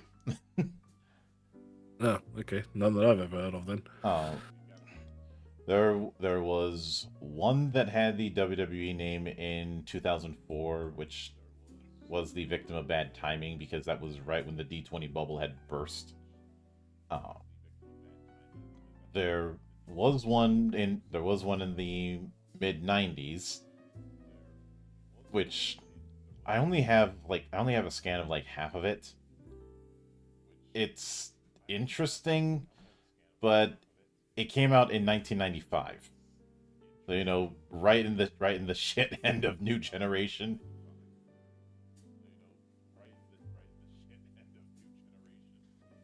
Like it was still in the whole New Generation era, which plenty of people have talked at length about a lot of the terrible gimmicks from around that time.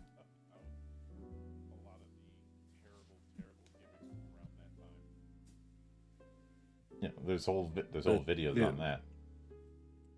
Yeah, I may just have to go hunting. But even like, yeah, it's sort of one of those things where the defensive use of things in Resident Evil has always come down to sort of grapple mechanics. So, shoving a zombie back, hitting them. Well, you don't really hit them with a clothesline, but like punching, kicking. But that's also used in tandem with a knife being stabbed into the other zombie chest or head, or a grenade being shoved in their mouth, or flashbang being shoved into their mouth. Those type of things are defensive mechanics in the Resident Evil game. It's just very interesting to see that it's not here because of the complexity that would be using a standard tabletop rule set in this type of situation. Yeah. I think it can be used. It just requires taking a different mindset. A a more cinematic mindset versus a more simulationist mindset. But I do find it interesting that when it comes to how many inventory slots a lot of items take, most of it's going to be one. Only really large items are going to be 2 or 3.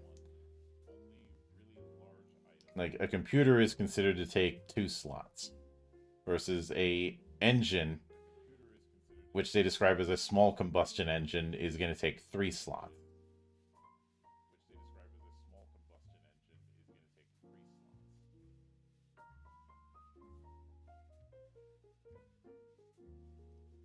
And of course, ammo is still going to be taking it, though.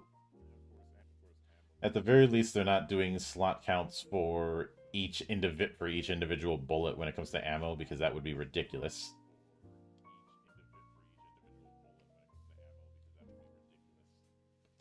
But we do have rules for when it comes to crafting as well as modifying items.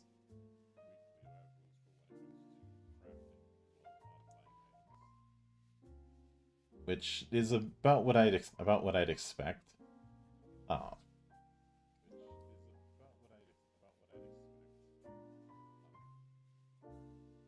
And some of them are a bit amusing, like putting spikes on armor, which feels more like a Mad Max thing, but improvisation is going to happen. Yep. Fist of the North Star. Yep. And bringing up the whole thing with weapons stock. I will admit the recurring firearm in Resident Evil that I always find the most amusing isn't the Samurai Edge like a lot of people would think. It's the Red 9.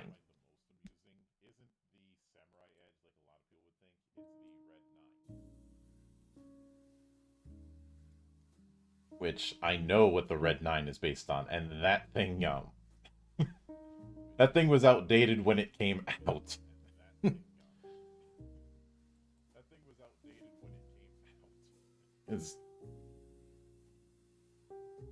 It is. Look, there's a reason nobody uses stripper clips on firearms these days. But obviously bringing up herbs, which we already covered that to an extent, as well as herb mixtures.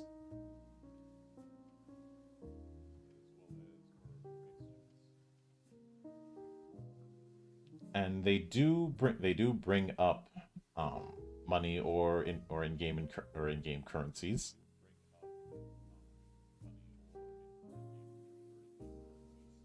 Though it's clear. Yeah, I did realize why, because they're probably going to want to put in the merchant mechanic from Resident Evil 4. Mm-hmm.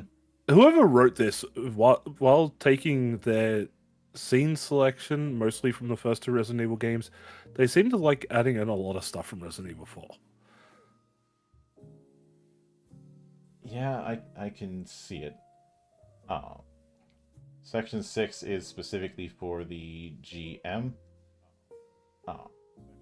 And is a lot of GM advice, which is nice, but it's not something I can really dissect.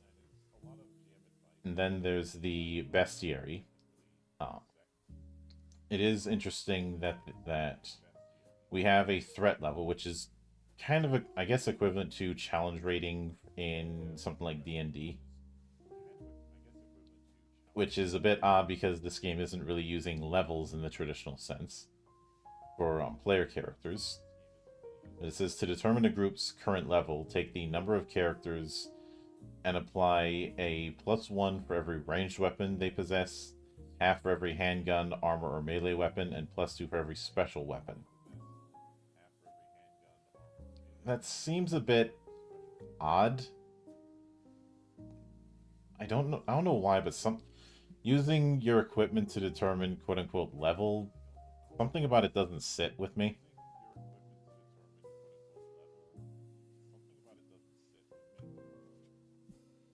And that would be? I think it's because just that there's way too many variants. When I think a much simpler approach would be just tracking the total number of advancements a character has and using that. Though I will admit, I even in something like D&D, I've never been a big fan of the challenge rating setup because it is assuming a balanced party of four.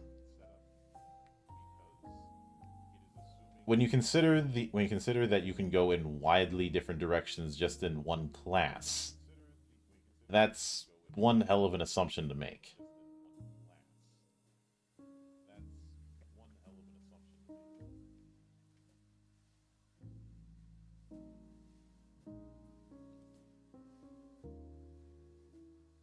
Which is why I personally just go with, okay, the threat level is akin to the average amount of advancements that the party has had. It's I find that to be a simpler approach. And Mario did bring up Caltech has a gun with stripper clips. Well, of course they do, because Caltech is the cocaine train. At least their R&D department is. But when it comes to the bestiary, so we do have adders, so good old Snex. Um, but when it comes to the bigger ones, we have the brain sucker.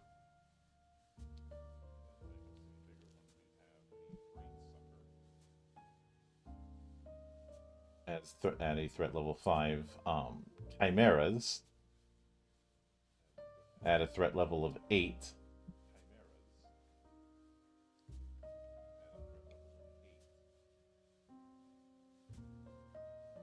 Let's see, the Yeah, I don't know too much about the brain sucker. Like as it says in the description, they're very akin to the Drain Demos, which were Resident Evil 3 monsters, but I think that the actual brain sucker was just something that was left in the concept stage. Like I've never seen an enemy called a brain sucker or even that looks remotely like what they've got in that image. That does look like However, concept art, though. yeah. However, chimeras, once again, Resident Evil 3, they can one shot you, basically take your head off. Mm-hmm. So having them at a threat level 8, yeah, that's understandable. Mm-hmm. The Crimson Heads are threat level 3. Yeah, because they're like they're a further mutation on the zombie. Mm-hmm. So I'm guessing probably a zombie's going to be a threat level 1 or 2, which for Crimson Head being so like an evolved aggressive form makes sense. Mm-hmm. The Crow, a murder of crows. Then we have Brain Demos, which is a threat level 4.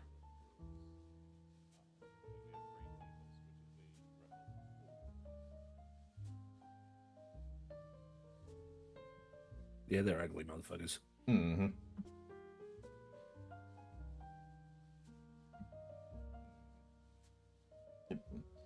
Then evolved liquors, which are threat level 6.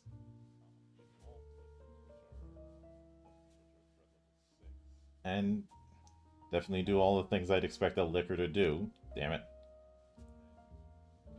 But yeah, claw swipe, leaping slash, tongue lash. Yeah, that's basically what they are. mm-hmm. Traits of blind and low profile. Yep, that sounds about right. Mm-hmm. Then yeah, and good use of the one of the board game images there. Oh yeah. And we have hunters, which are threat level 7.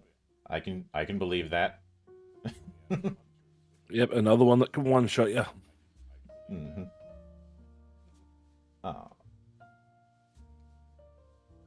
See then, and that's the hunter alphas. Then we have the hunter beta. which I'm trying to remember if there was a beta variant of Hunter, or if that's another one of those left on the cutting room floor kind of monsters.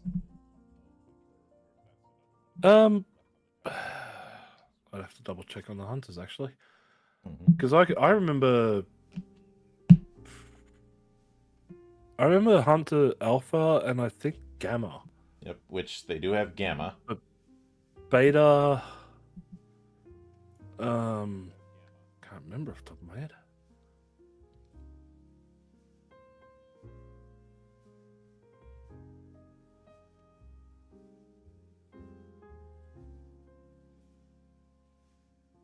Let me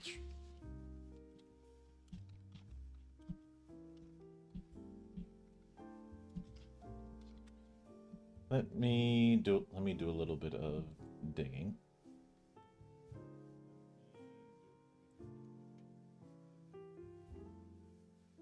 So apparently it's unless I've got this wrong. Resident Evil 3, the original. Mm-hmm.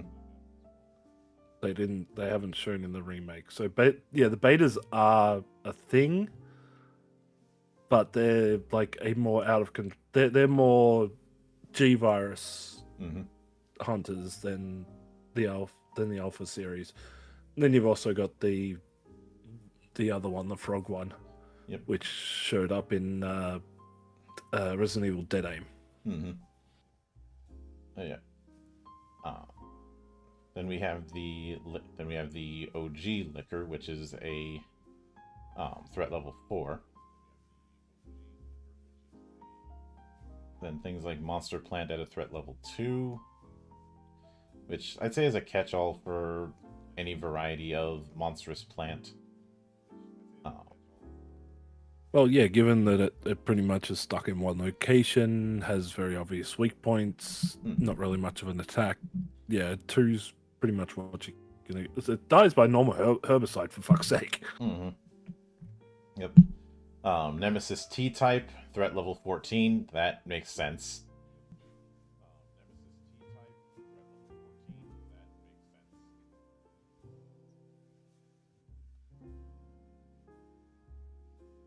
Especially given all the stuff it's got, and well, you were supposed to run the fuck away when it showed up. Yeah, despite what a lot of people do these days, you're not supposed to face to face with a nemesis, or technically a tyrant either.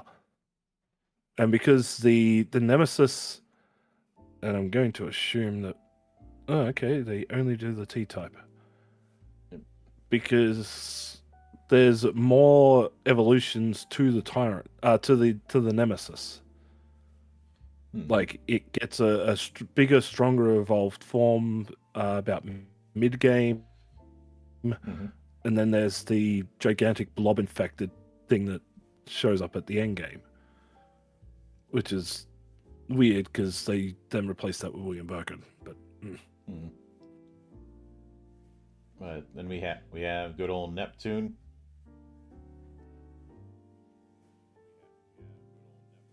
And Bruce. And both his regular and as well as in juvenile versions of Neptune. Yeah, basically empty the water, you're fine. Yep. Plant 43 Ivy, which is threat level 3. Yeah, it's basically the gigantic plant, but a mobile form. Let's see, then we do have Tyrant at threat level 14. Yep, same as Nemesis, which is understandable. Yep.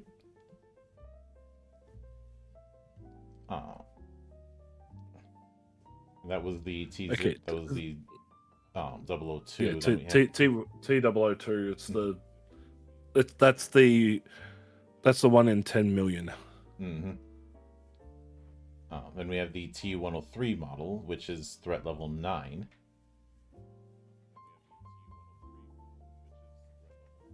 See, I don't think that should be a 9. That should still be double digits. At least a 10 or maybe 11. because it does have an evolved form, which would be easily like a 14. Mm-hmm. But and without even looking, I just predicted the next page. Yep. And we have the Super Tyrant, which is threat level 14.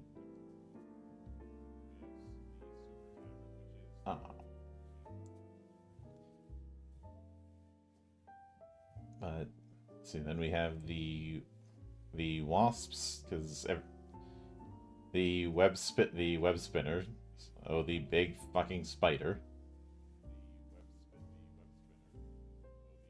Yeah, I don't like spooters. Mm-hmm. And of course, zombies, which are A highly contentious omission from Resident Evil 2 and 3 remakes was the spiders. A lot of people don't seem to realize that arachnophobia is one of the most common phobias out there on the planet. So having a way, like removing the spiders, is actually a better aesthetics choice. Mm-hmm. And a way to help sell the games for Capcom. Yep. People have suggested that putting in some sort of slider like they do in like Grounded or something like that, where they change them to look less spider-like in the games. My comeback to that would be you would ruin the atmosphere. Yeah.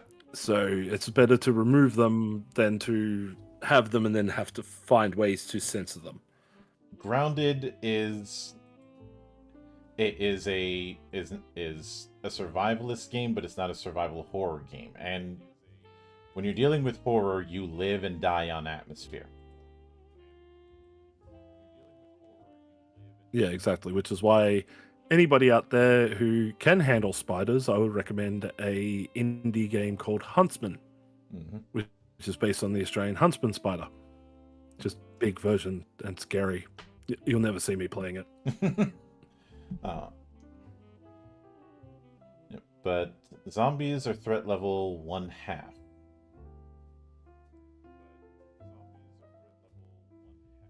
Which I suppose would make sense.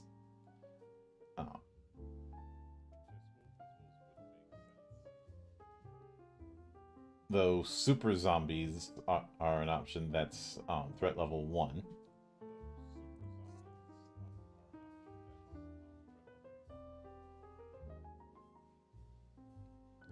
Which has the trait. This one is zombies. Yeah, the two most common enemies in the games. So yeah, having them at a low. Yep. The low threat level would be normal. However, there is like, I find it interesting that. Yeah, it's zombie level 1/2, and then the super zombie at level 1. Mind you, I don't know if this is like one of those things where they ran out of time or they couldn't work it out.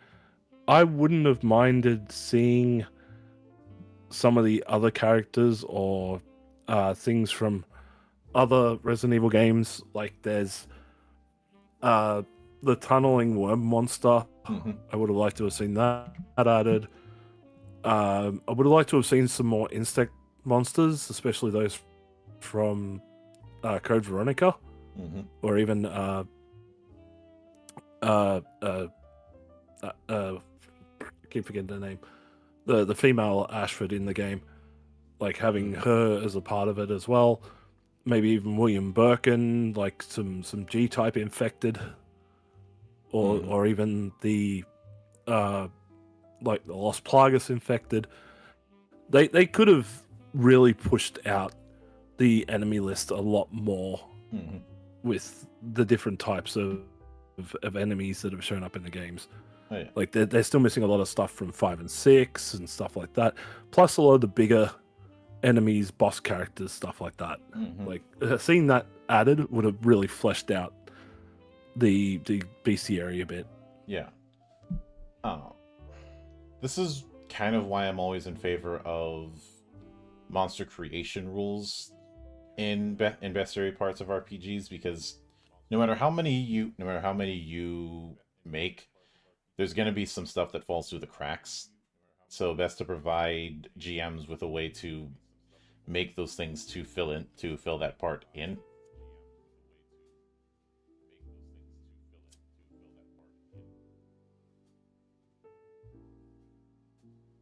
Yeah, though I reckon they could have split this out and like created a full blown monster guide as a supplementary to this, rather than including it in the main book. Yeah, but and of course with section 8, we have the more detailed part of professions, histories, and feats. There is a guide to creating new professions if you want one that's not listed. It's basically distributing 4 stat points, assigning 2 knowledges or systems, granting either +1 to close combat defense or ranged defense, or 2 additional knowledges and 2 related stat points, or 4 additional stat points. So you have ways to fill in the gaps, though. There is a lot of professions. A lot of and a similar thing applies when it comes to histories, though not as varied as professions.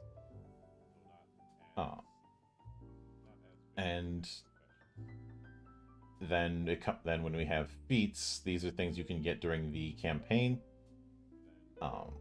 Some of them require certain stats in order to get,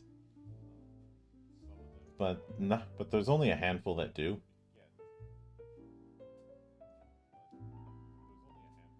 And again, these feats end up being improved versions of actions you can already do.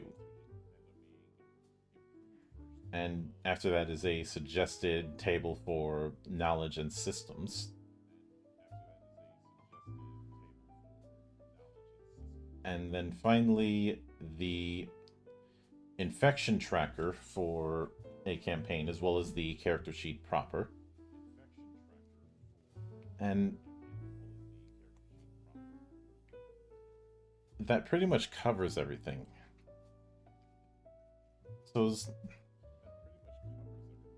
this definitely has a lot of the vibe of Resident Evil, but I do think it skews I do think it does skew very heavily towards the first 3 games.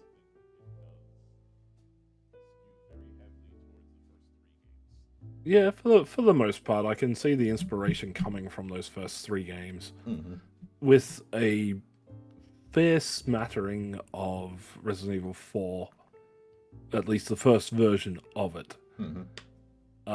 Because I'm sure this was probably being made long before the Resident Evil 4 remake came out. He did say it took him 10 years to get it to this point. So, and this came out in 2024. Yeah, so 2014, you would have had quite a lot of the main series out by that point. But yeah, like keeping the inspiration and everything down to the first 3 games, I quite like it. It seems to work within the world of Resident Evil quite well.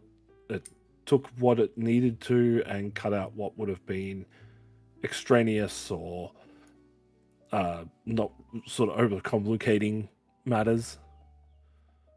So I could see this, like, I'm sure if he looked at the idea of possibly submitting this to Capcom, they could use this as a great base to build a fairly playable and very beginner entry level tabletop RPG around the Resident Evil brand. Yeah, I do. So once again, I would stress, I want a monster manual. Yeah. more monsters, more variants. There's plenty more out there. Take inspiration from Code Veronica, from Resident Evil 4, 5, 6. You know, there's so many more monsters out there that could have been added to this that would have helped flesh things out. Yeah. And yeah, I know it took him 10 years to get this done, but I would love to see a more up-to-date version that includes a lot more of the stuff that we've seen over the last 10 years when it comes to Resident Evil. Mind you, feel free to leave out Village and 7 if you wish. Yeah. Because fuck those games. And if that's not feasible, then at the very least, some sort of monster creation system. Which I realize it's easier said than done given all the variables with monsters. But I think even just some advice on creating your own monsters would go quite a long way. I know some might say, well, just house rule that. It'll be a lot more effective house ruling if there's a guideline already in place. Instead of just throwing them into the deep end of the pool and saying swim, damn it.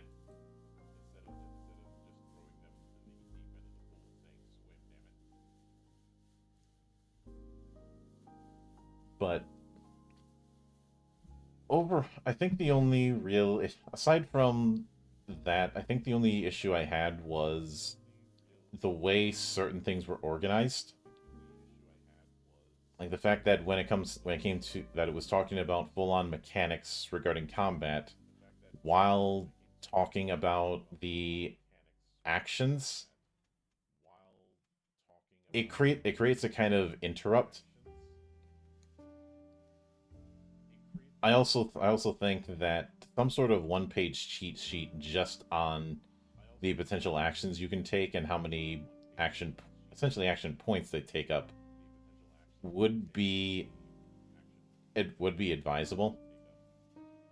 But ultimately, the big issues that I have are just user experience things more than any of the core mechanics. Uh, the mechanics themselves are fairly sound. I don't have much in the way of issues there, and there's plenty of stuff that's done here that I actually like. Uh, could I see this as a beer and pretzels kind of game? Potentially. I'd if I was doing this beer and pretzels, I'd probably run it with pre-gens and have people do character creation on the spot. But fortunately, I would be shocked if someone takes 20 minutes to go through character creation in this game. It's pretty straightforward. I think the only part that might get tricky is choosing your profession, background, and residence. But that's something that can easily be remedied. Although it'd be funny as hell if someone did a randomizer for those three things, where you have a character that's full random, where you don't know what stats you got, and then you're thrown right in the middle of it and told have at it.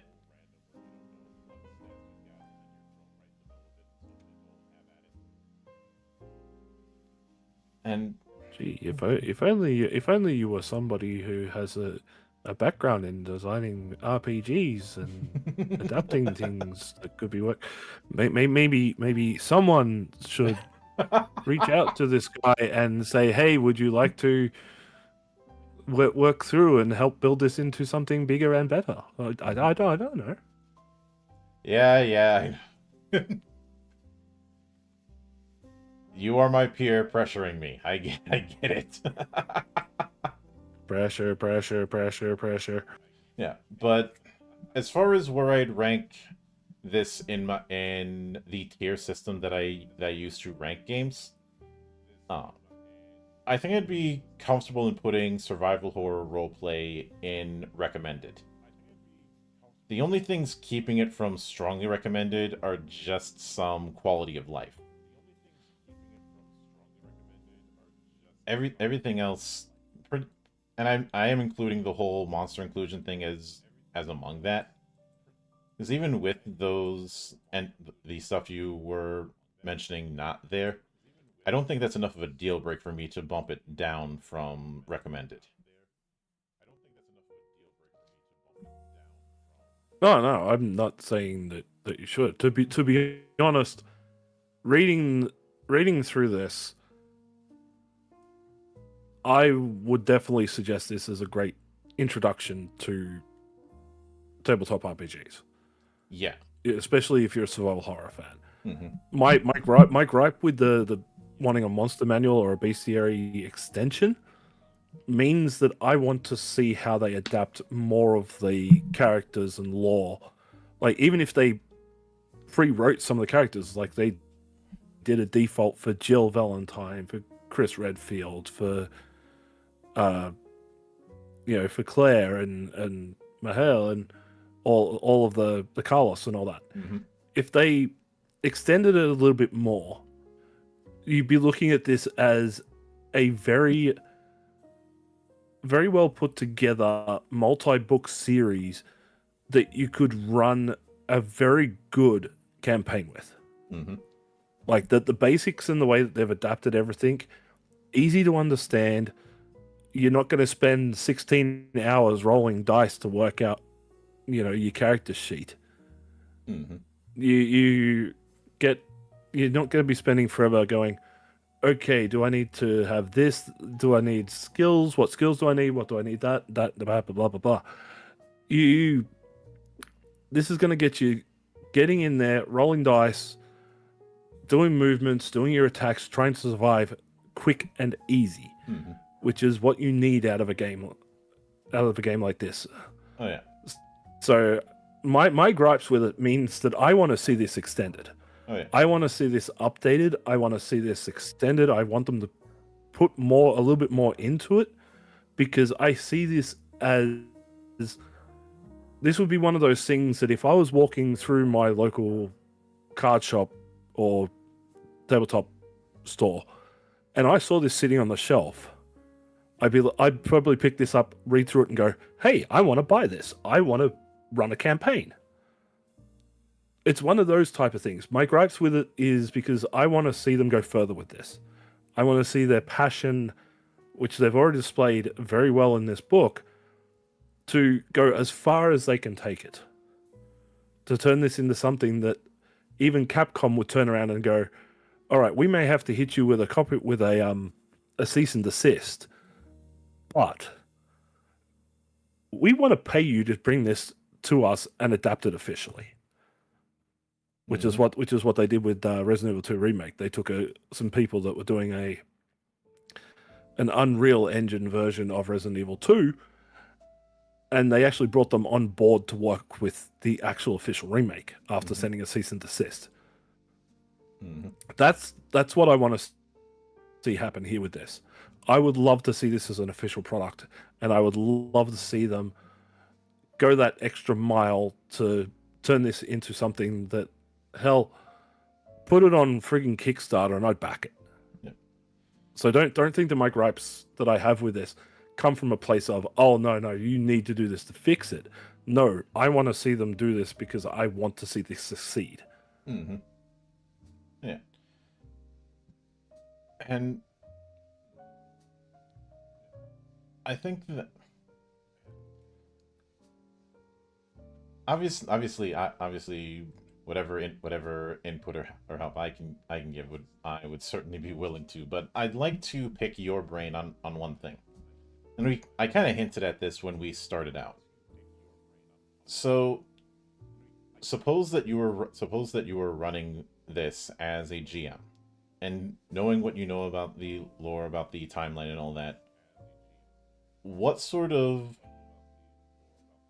setup would you use as a framing device for a campaign where you could have either on one end either a bunch of everyday folk, or one where you have people that are more specialized?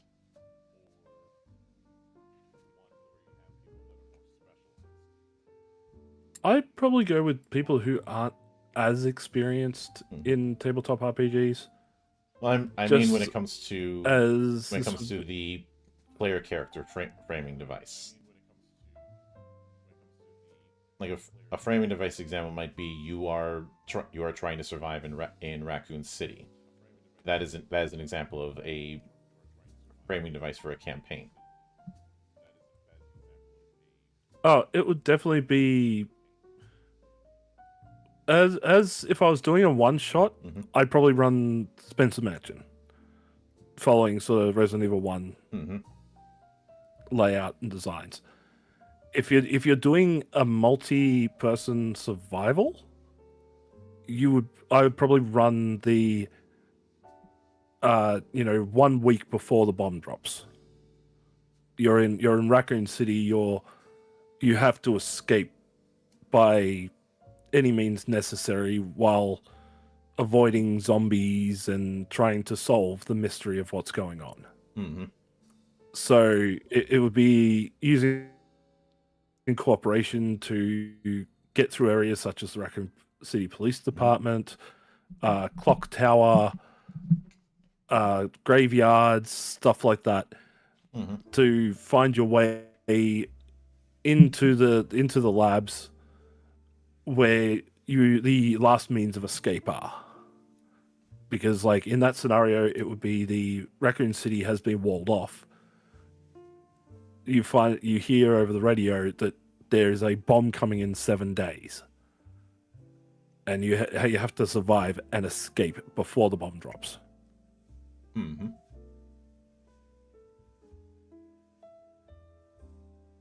Yeah, that I could. But the good thing about this is you could do any other type of scenarios. You could do a European scenario based around Code Veronica, Mm-hmm. or you could just freewheel it and make a whole new city or something. You don't have to follow those particular scenarios. Mm-hmm.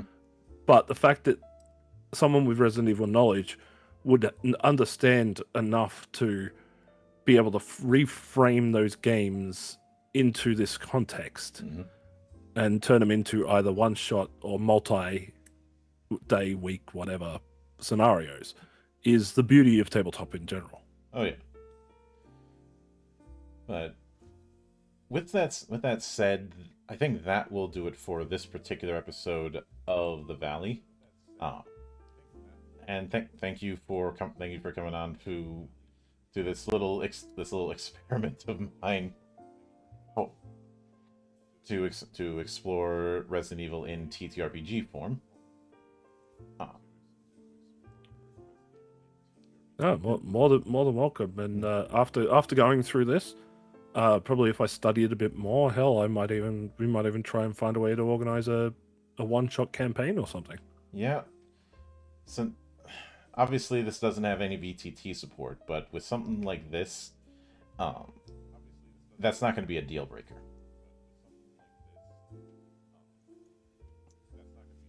I'm sure that the like tabletop simulator or something would have some sort of Resident Evil setup or something that you could use, and then just sort of use the rule book as your guide the way through it.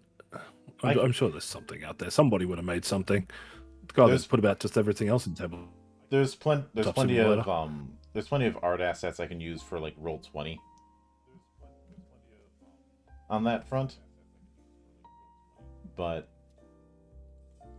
with that said, as always, a sincere thanks to everyone who took the time out of their schedule to come onto the show and enjoy the madness. And there'll be plenty more where that came from, as there always is here, on the open bar of the internet. But until then, on behalf of the good brothers present and not present, my name is Mildra. I am your gaming monk. Stay fucking frosty, everybody.